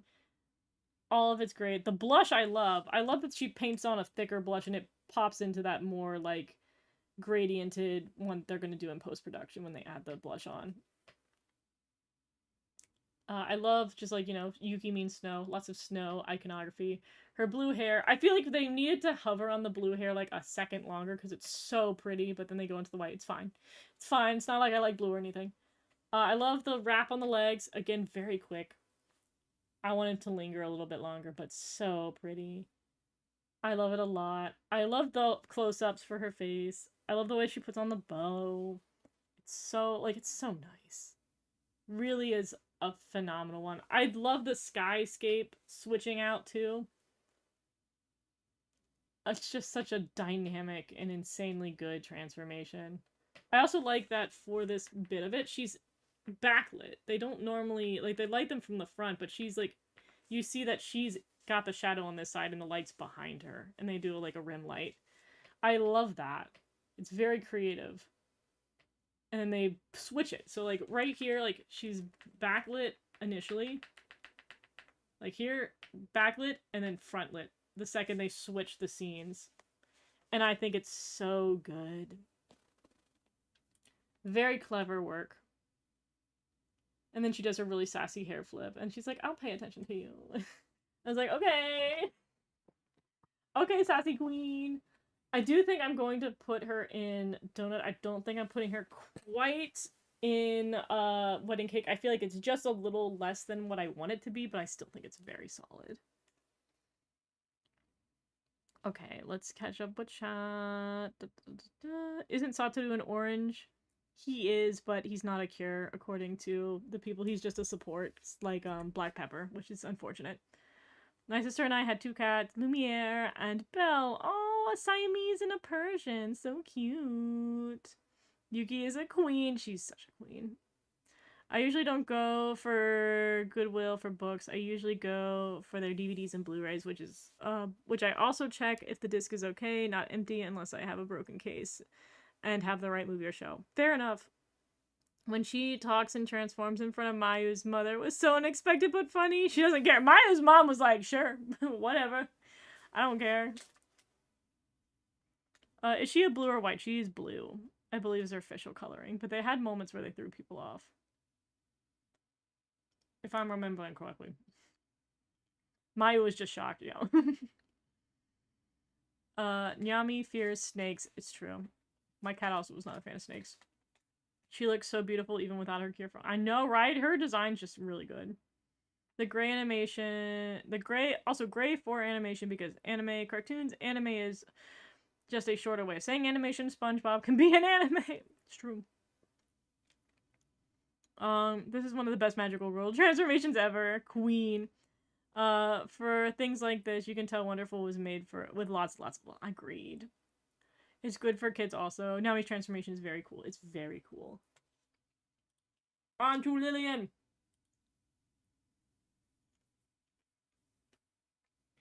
Our toothpaste queen. I love the red. So, red's a complimentary color, and it's one of the reasons why they used it for this. And she's got her red eyes.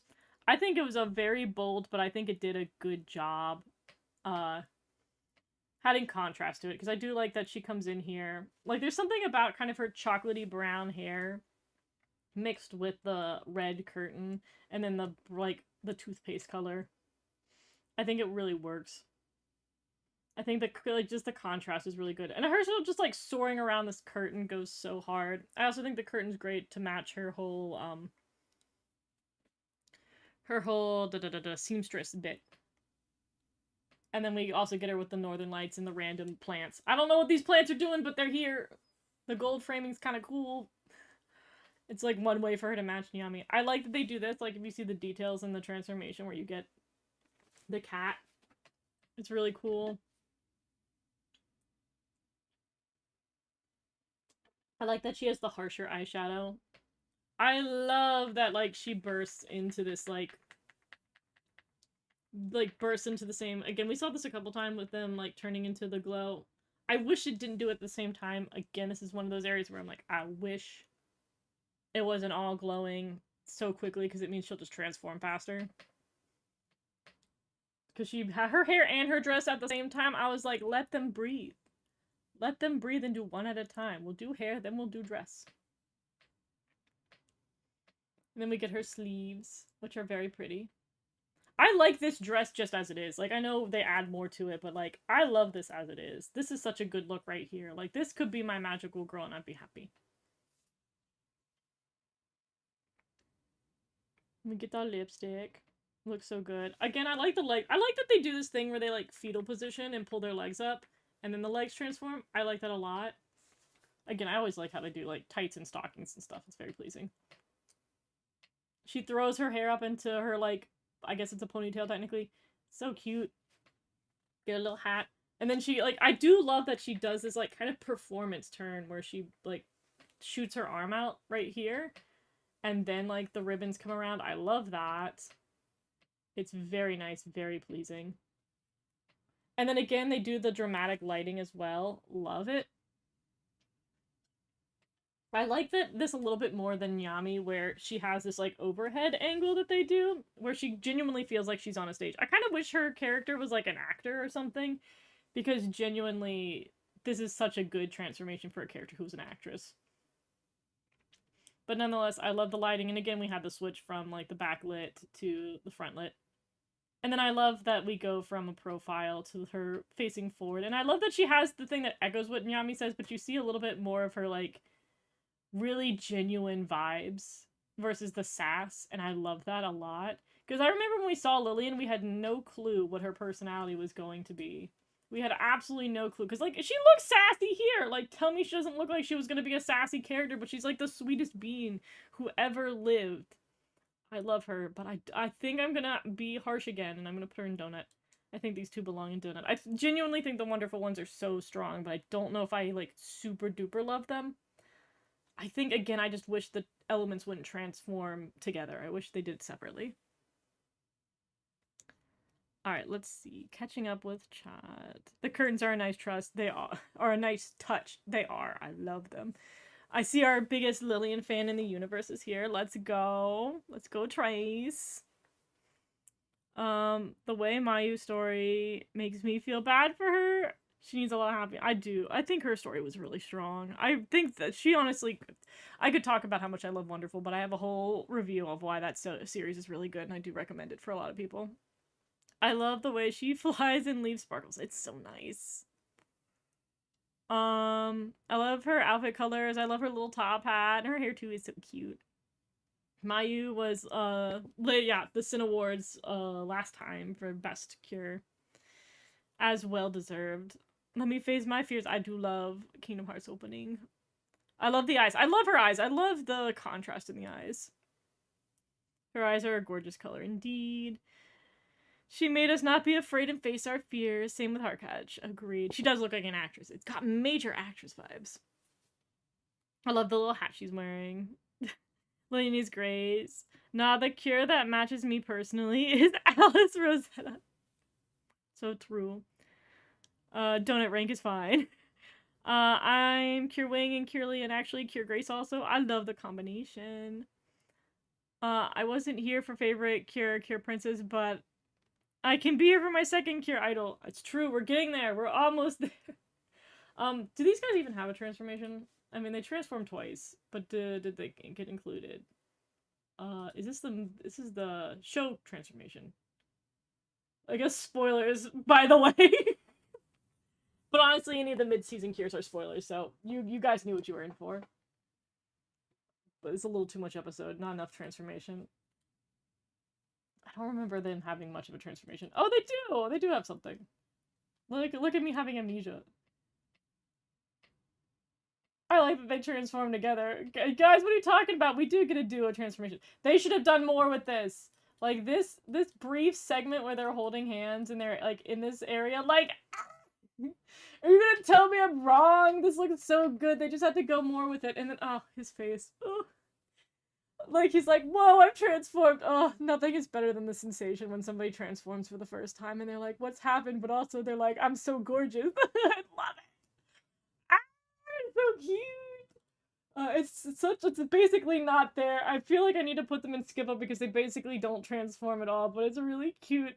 And, like, the transformation may not be phenomenal, but, like, the facial expressions are so good. Ah! Oh my god, I'm putting them in skip because I cannot rate them, honestly. I know, it's cute. Ah, it's so adorable. Oh my god, there's so many transformations for Wonderful. We have to skip ahead. We're almost there, guys. We're almost in present day.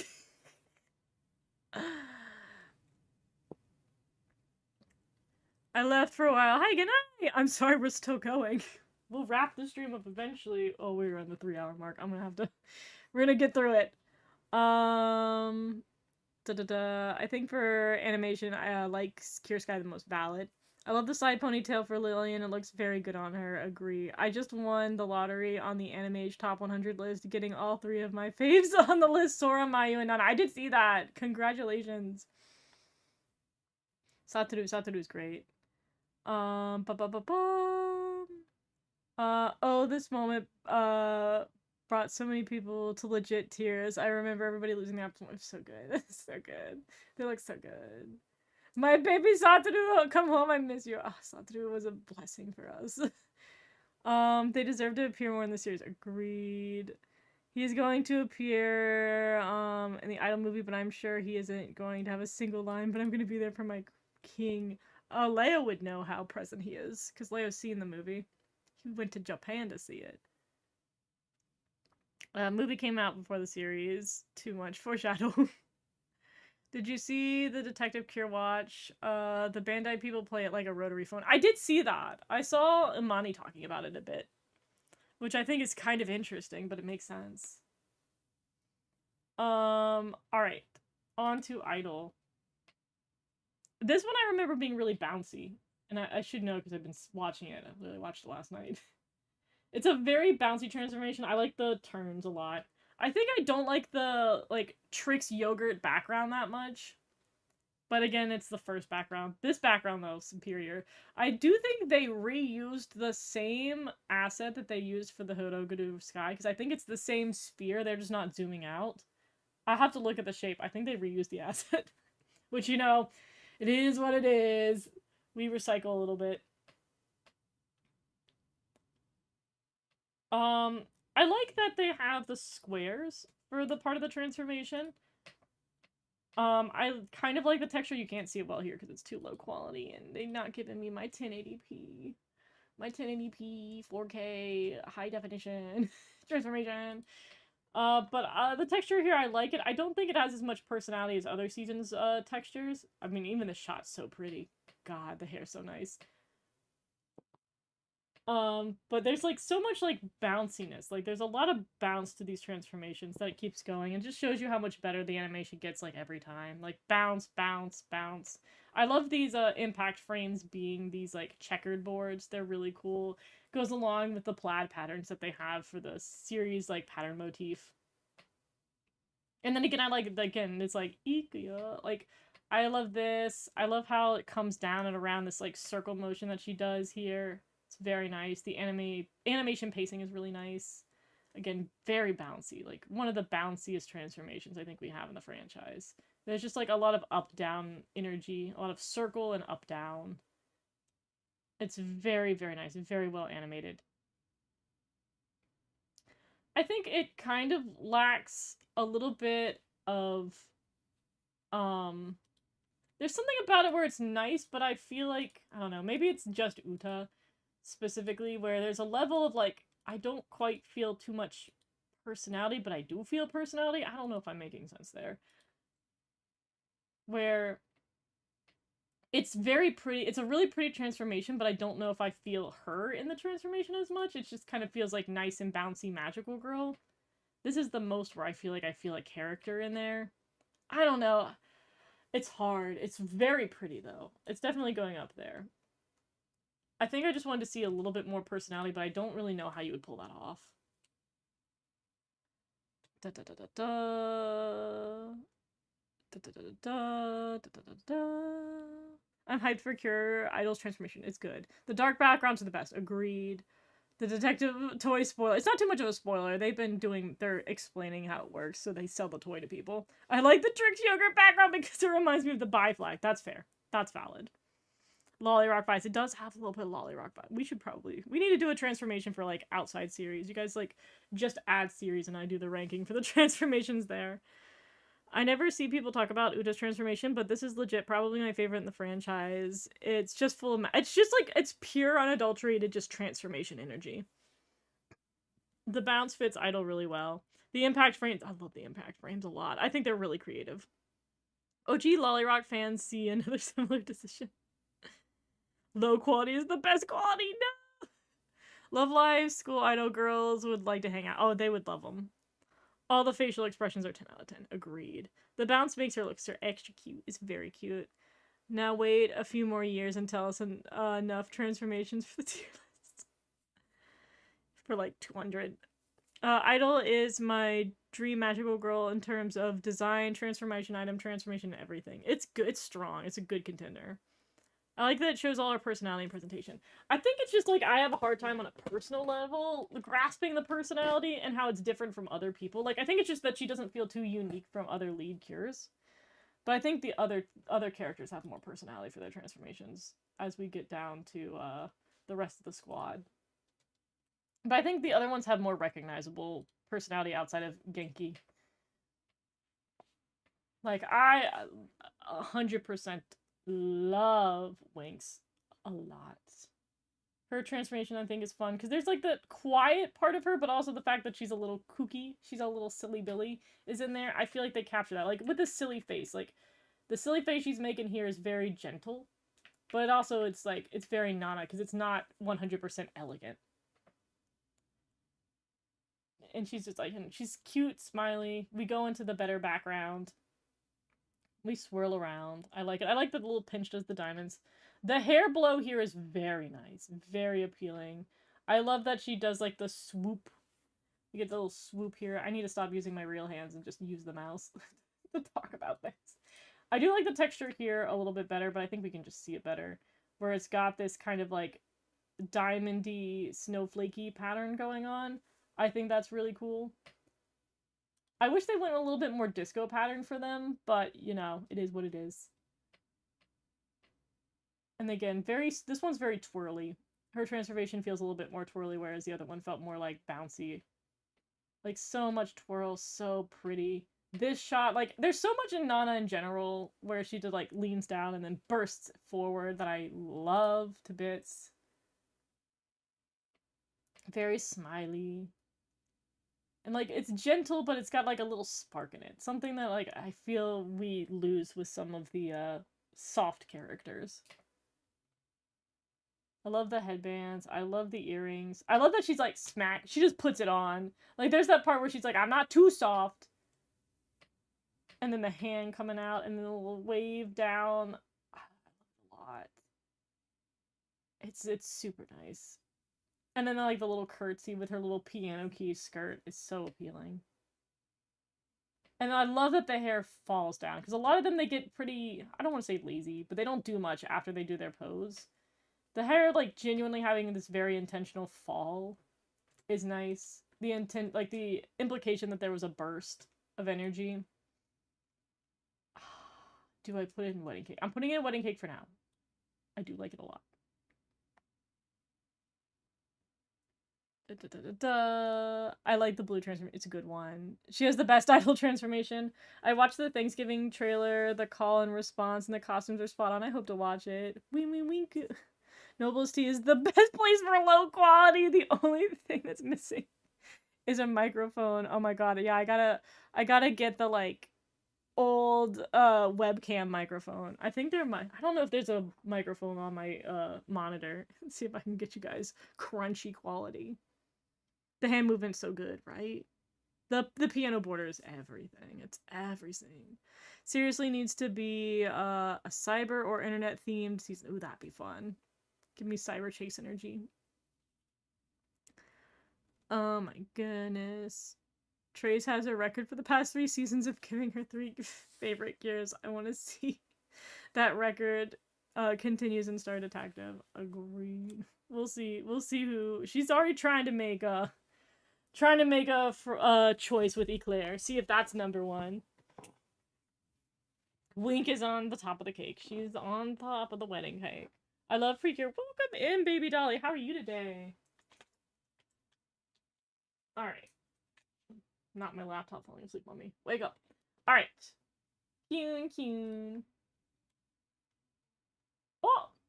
Thank you for becoming a magical! I appreciate that. My alert's finally working. That's very exciting. I have a love-hate relationship with her bangs. I feel like the bangs are sometimes a struggle. If Eclair isn't Trace's faves for Tom Putty. It's her so far, but like, what if we get like a top 10 anime betrayal? Alright, on to Miss Kokoro, Miss Kyun. I love her. Ah, oh, she's so adorable. Got a nice, fun transformation back to the sphere. I do like that hers has all these like dynamic lines. I also like the way they do the tears here. These are very nice tears. I like a little tear shape. I love the drama with her. Her hair, like, taking her hair out of its pigtails, I think this is probably the cutest way they've handled this before. Like, again, we had Earth who just, like, threw her hair out of it, but I like that she does this little heart thing, and the heart takes the, like, elastic out of her hair, and then it blooms into this, like, really huge hair, only to get twin-tailified. But, like, her long hair looks really good, too. We have the thinner sparkles. I do like for the lines, instead of just doing white lines, they do this, like, what's the word? Like, serrated blue strips into between the whites that add an extra level of glow to it that I really appreciate. It looks so nice. Before, like, I don't love her mouse ear present looking hair as much as long hair, but we know I have a bias. But like this scene, I love that they do some blur on the edging here to really draw the eye specifically to her sharp, crisp like face that they have going on here before she does her like really nice expressions.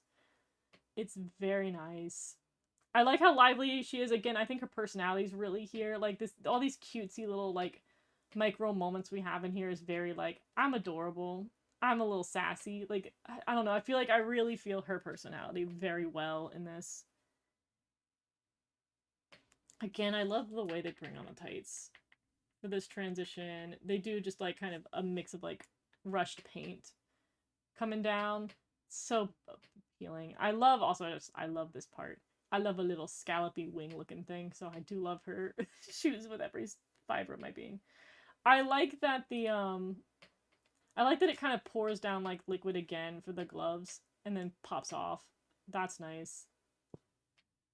The earrings are put on really quickly, which I normally would dislike that they sped run the earring bit, but like I like how it kind of feels like this motional, like her head's moving to the right, but the earrings and stuff are coming on the reverse circle, or like counterclockwise, and her head's moving clockwise. That I think is really appealing. Like this is such an appealing thing animation wise, where you have 2 circles going opposite directions with the motion. I think that's really nice. She slaps it on again. It's so nice. It's genuinely, I feel like a lot of her personality is here. Like, I feel like Kyun is Kokoro. Like, you see how the characters match, which I think is one thing also that we might get a little bit less of with the next couple ones. But I prefer a transformation to have the same energy as the character itself. Kyun, I don't know if I'll put her all the way up here. I don't want to put too many people up here. Wedding cake is sacred. I think I'm gonna put Kyun Kyun here, but she's just imagine that she's like a hair shorter there. Very, very strong. It's like there's a lot of blurred lines between these two tiers. I'll put it that way. In terms of like which one, who I love and who's not there, it's very close. The hair animation for Kyun Kyun is absurd. It's so good. We haven't had a yellow cure in a while for my only guess because Asians wearing yellow is a racial stereotype. No, that's not why. They just haven't done it in a bit. They love their yellow cures. Can't wait for the bingo card crafting session. I know, next week, get hyped. If you tap before her dress appears, she makes a cute expression. I love those memes.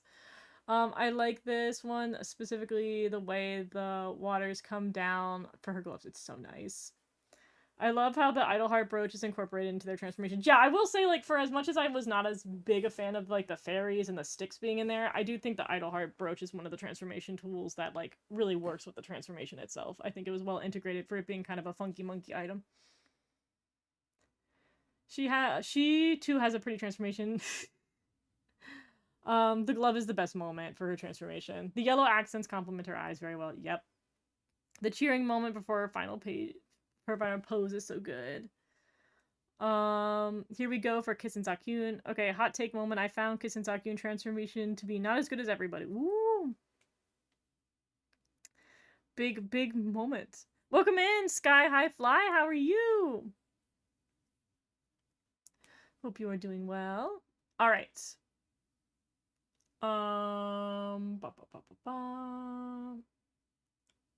Let's see. Zakyun. I think they have them individually. So should we do the individual one? I'm gonna take a moment to eat my popcorn. This is a good excuse to eat my popcorn. Guys, should we do them together or should we do them separately? What are our feelings in chat? Should we just rate them as the duo transformation or should we rate them as individuals?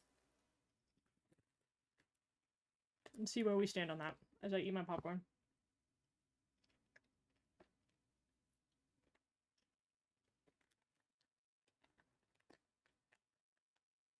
Good popcorn. Having some white cheddar. Alright, we got a vote for both. We got duo. We got together. Duo. Alright. Duo it is. The chat hath spoken. Now you guys have to suffer me being quiet for a few seconds. Which may be a good thing. Alright. Oh, we got one vote for solo. Welcome in, Akajish. How are you today?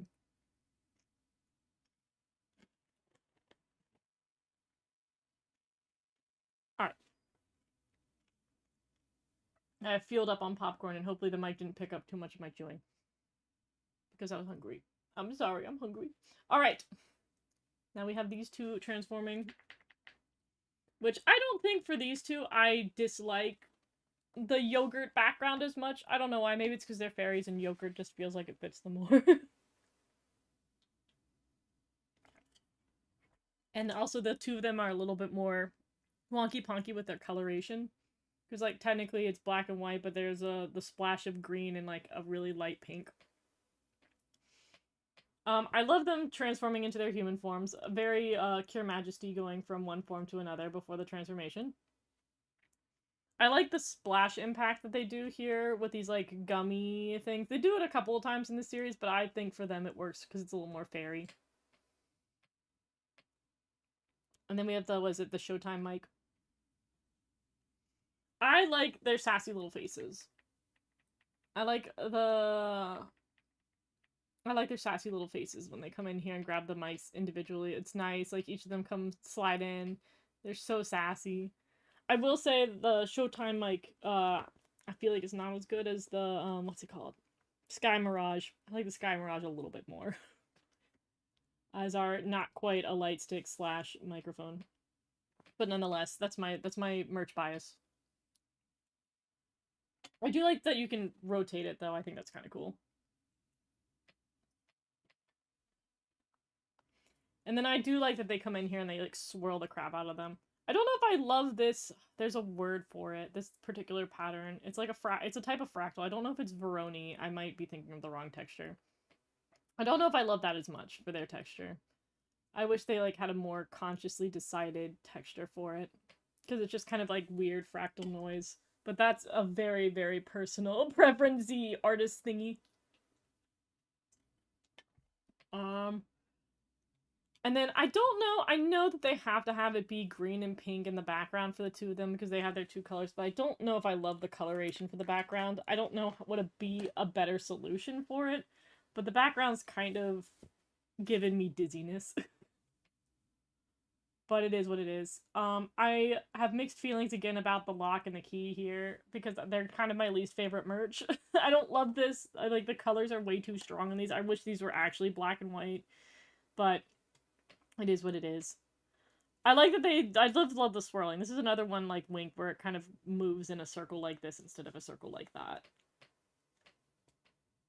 And then I do love how elegantly they both come down here. I also like that they have like different personalities for their dresses, which matches what the dresses are going to be. Where she's got more of a traditional like puffed out skirt, whereas we have a very I want to say A-line, but I don't think it's the right term. This like just the straight dress for Zakyun. I think it's very appealing. I like the contrast for it. I kind of wish they didn't immediately burst into their dresses, but it's okay because it works, and they need to go fast because it's two characters. I love that they both they kind of burst out, and they do this, like, again, the camera does a bird's eye view, comes down around the characters, so much motion, and then they do, like, this little mermaid yin-yang, like, spin together, which I think is really, really nice, as they add more elements of the outfit together. I think it's appealing. And then again, they do slow arm motions once more, which again, there's the rhythm is nice. I keep saying again, like that's helping. But there's a rhythm to it that they kind of like roll into like fast, slow, fast, slow. It's just like there's a nice rhythm to the overall thing that's just consistent that I enjoy. I also like these silly like the arm motion here is creative. We haven't really seen too much of that before. Like there's we've had this many seasons and they still can do unique poses and movements in a transformation, which is incredibly impressive. I love the feet sliding on the like fake water and turning into the boots. That is, or I guess they're like I guess they're high boots. So nice. So like, oh, it just has so much ass to it. I love it. And then here when they come in, so we have like it's pretty flatly colored here. Like this is just some basic coloring. But the transition into the much nicer finesse lighting here, where they have a bit of like stark, like really intense lighting coming from above that makes these hard shadows, and then they come in and add these darker, richer, like saturated shadows here. And it just gets more intense as she comes closer to the camera before it zooms back out and bursts. Oh, the post-production. The post-production, I talk about it for days. It's really good post-production here. The hand motions are great. The lovey-dovey stuff is adorable. I love how the accessories come on. And then we had so many more like rounded accessory come on for the other characters that I like that we're doing more of a front-facing shot and then the one hair highlight. And of course our item. And then we do something to match. And then she adds like the purple onto the hair before going in and adding the lock. And then we've switched the mic back to being a mic. Then we come into this. I think I like this background more. This is kind of a nice background. I wish it was like there was a dark version of it, but I like this kind of sand duney yogurt. Calling it the yogurt background again. Very nice. Very good. Kiss. Kiss does such a good job. And then her kiss, of course. Her signature kiss is really nice. Such beautiful energy. Oh, does it not do the pose? Did it not do their finishing pose? It is what it is, we don't win them all. But that's okay. I think they have a really good transformation. I think they do a really strong job. Just a really solid for the season. I think I'm gonna put it up here again. Like, You and Idol did not have bad transformations by any stretch of the imagination. I think we just got better as the series come out. Alright, do they even have some of the last few ones on my list? We do have Cheer Connect, and we have the Dancing Star discussion, but we don't have their actual transformation. But before I get to that, catching up with chat. Welcome back, chat. I'm here. Yeah, the new season starts in 2 weeks. Get hyped, get hyped. Is January 1st live? What day of the week is January 1st? I have to go to my calendar. and figure it out. Calendar. Not Canva. Calendar. January 31st is a Friday, so no, I will be live. I'm live on Sundays usually, and I don't think there's any reason. Actually, no, why am I looking at October? Take it back. Let me get to the right month. The 31st is a Saturday. I think, yeah.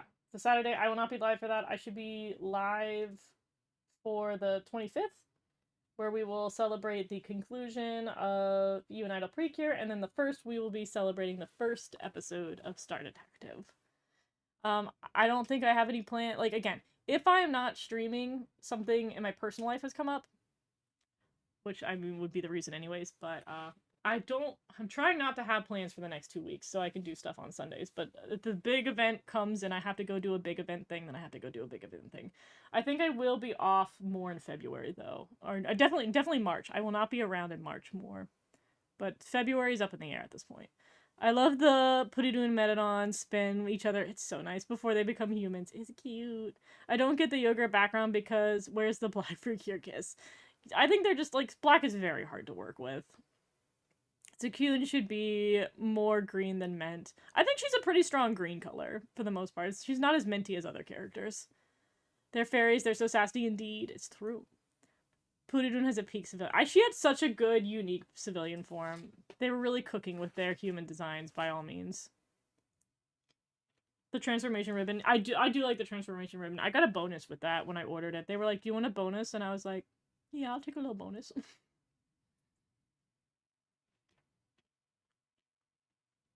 It's been a while since we've had a new dark themed one. It's been a minute. Background looks a little messy. Yeah, I think the background's just not doing it for me for them as much. This is the thing, I don't like the way the colors mix here. Yeah, as I said. The duo transformation gives gay vibe. They're so gay. They in love with each other. They just need to make it canon in the last episode. I mean, I need the win. For having the first, like, truly canonically gay character in the season. By the way, yeah, Zucchini is white. White Cure. I'm also obsessed with Cure Kiss's hair color. It's so pretty. There's no hetero explanation for this transformation. I have to drink.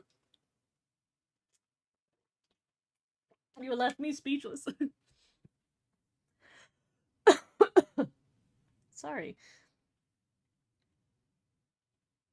I thought Zakun was green. No, she's white. It's supposed to echo black and white. Not me losing my voice out here.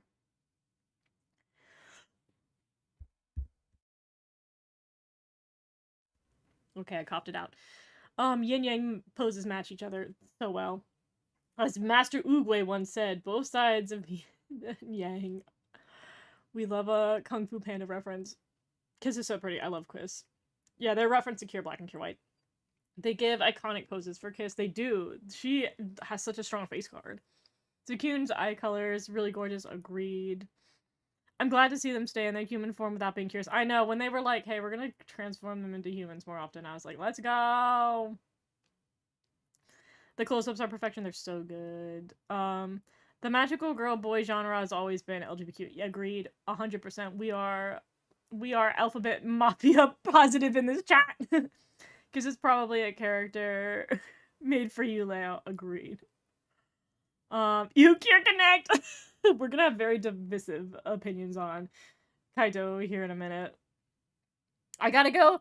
Thank you for joining us, Marcos. I really appreciate you stopping by. Glad I could see the girl's transformation at the end. Thank you, T. Aw, thank you. Little nice bonus for you. See you next week for the start of Detective Hype. It's true. Alright. Cure Connect. I'm gonna be honest, feelings for Kaito aside, this is completely aesthetic based, not personal opinion based on character. I don't like what he's doing here, but that's not part of the transformation. He's doing a little too much. This I love. The Gabe montage is great. So, he's another one with a really short transformation. Like, I don't know why they kept his arm slinging in here, because we should just be focusing on the transformation. We're gonna have to go through this one frame by frame because it's very fast. I like that he has these impact frames that also have the plaid, but they're different from our original one. They do that shine, the shine that they did for Cure Ace here. I love that. This is very nice. This was good. Again, I like that they do this really dynamic lighting here. Because it's so brief, they can get away with putting putting a lot of color emphasis here. A lot of dynamic shadows going on here, and the shadows themselves have a gradient. The shadow is darker at the bottom here compared to the lightness of the shadow here. They can do more with this when it's short. And then they also did more metal lighting here. It's not as good as Majesty's, but he's not Majesty. He doesn't have the Majesty marketing. Even the shadows here, they had more shadows than they normally do before they put on this wing thing. They gave him wings. I can't hate him. He has wings. I like wings. They're kind of nice. I do like that they put this little shimmer pattern in here. He seems to have more of what I wanted, which is like this square kind of disco-y texture versus having whatever the heck they were doing for everybody else. It's kind of nice for this transitional period. I assume that these feathers are yellow and purple as contrast. I don't love them being that level of different color. It's a little less uniform. The color of his hair is really pleasing. I think the purple works better here. Not so much a yellow, but the purple ombre here works. I also think it's a little bit of the reused colors that they've had for the other girls in their transformation, so I assume whatever acid they used for the coloring here is the same one. That's a technical thing. I like his, I did not say go to the end of it! I like the cape. The cape looks really nice. Again, they have worked hard on the shadows here. They're very intentional shadows. Obviously, this is a shot where you can really see what I mean by post-production, because a normal one, you'd see flat colors. Like, we see an ombre where, like, his forehead is lighter than his skin down here, so you know that there's a shadowed ombre there on top of the actual shadows, where the shadow gets more saturated when it's deeper in here versus the desaturated version of the shadow here that's also getting lighter. You can see that they did this effect, this camera blur effect around the rim of it so that your eye is drawn to the center of his face. They did some like a lot of glow. There's a couple of different glow effects here. They do a couple of glow and like, I try to explain what the method is that they use here for like the hair and stuff, where they basically take the line art twice and duplicate it and then shift it a little bit. So it kind of pops a little bit more. They also put on this texture. You can't see it that well, but they put a grain texture on here just to add a little bit more something to it, but it's a very slight grain texture. It's just, this is a lot of post-production is done on like this particular shot sequence right here. That's really, really nice. I love the extra effort. And then we go more into our normal. Like, you see how, like, the shadows are more flat. You see how his face is, like, one solid color. So we moved away from some of that post-production as we draw it out and goes back to normal shading methods. But it's very nice. We still have really sharp, dynamic, and very conscious shadowing that they do here. So this is kind of implying... It's kind of like he's lit from the sides, which is interesting. It's very dynamic. It's really nice. Really nice, like, animation as he flies up in this and then finishes off. I think the pose is a little lame. I feel like they could have done more right at the very end of it because so much of this they were doing a lot. But I think they worked really hard on... Like, this is one where the actual animation is only, like, really, really noteworthy for how they handled the shadows. I think the shadow work is really good. The motion for this is not actually, like, doing a whole lot. He's just kind of standing here for this part. But the post-production people, they popped off. Like, so much of the love in the transformation didn't come from, like, the way it was necessarily key animated, but it's how the post-production team went ham on it. Which goes to show you that it takes more than just, like, I think we always get credits for the key animators, and they, like, take credit for most of what this stuff does, but the post-production people do a whole lot as well. Because this could look way more boring than it does. And I think this is just a prime example of really good post-production. Visual effects and post-production. Our Viz Dev artists. I think Cure Connect probably gonna go in brownie. I'm debating putting it in cookie with icing, but I do think it's a little bit better than Oasis's. So I'll stick him in brownie. It's a good transformation. Is he my favorite character in the universe? We'll find out next episode.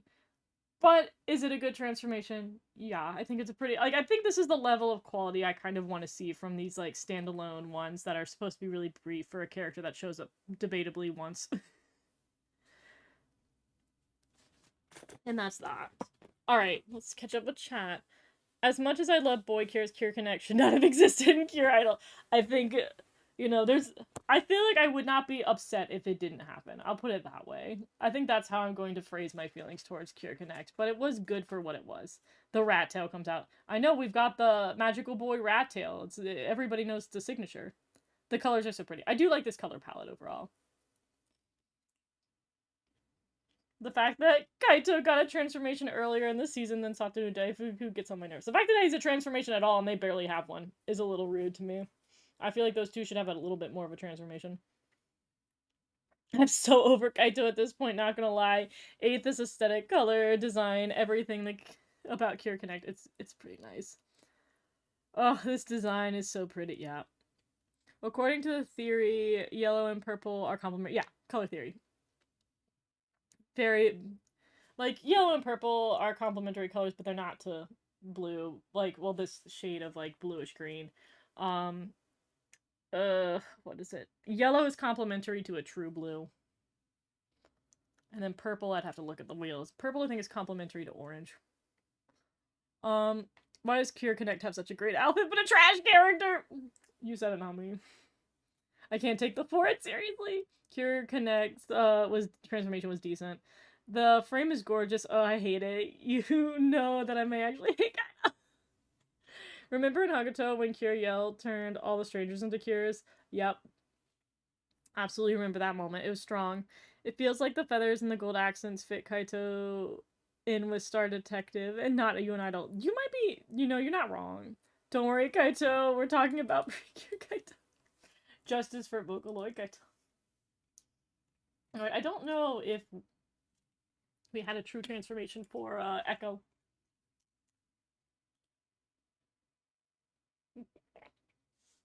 I keep losing my voice. Ah, the popcorn dried out my throat.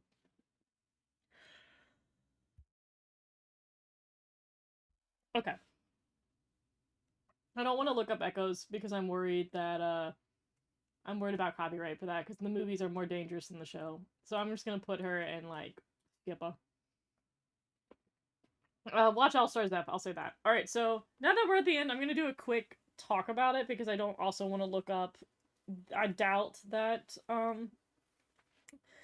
Dancing Star has their transformations, but what they do, and they do this for a lot of plays, and I thought it was really cool how they do it, is that they do lighting that matches each of the characters for their transformation on the stage. Like they'll project. Maybe I have been drinking water. I'm gonna grab a tab and see if I can get like maybe a trailer for Dancing Star Precure.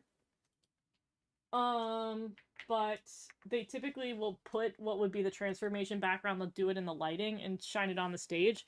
And then when the character's standing there, they'll do a stage trick where they bring in a panel that looks like a transformation background or like energy and stuff. And then once that swipes across, they'll do a quick costume change and the characters will be in their Precure forms. And I think that's really cool. Trailer. Dancing Star Precure. Can we see if they have that included in there? There's something that's 2 minutes and 30 seconds, but I think they're already transformed in this. Well, maybe. All right, we're gonna bring this trailer over here and see if it's anything useful.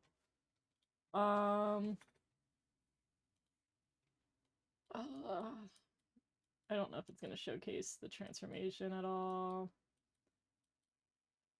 But yeah, typically like the stage itself, they'll use the lightings in different colors to do the transformation energy. They do it for the Sailor Moon concert as well.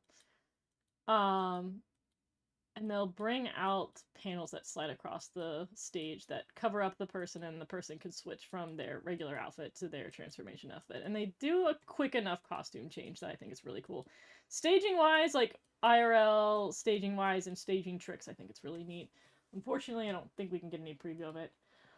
How to rank it though? I think I'll put it in cookie with icing because I genuinely think the staging change into a doing a costume change on stage I think is really impressive. I think the way you creatively do it is impressive.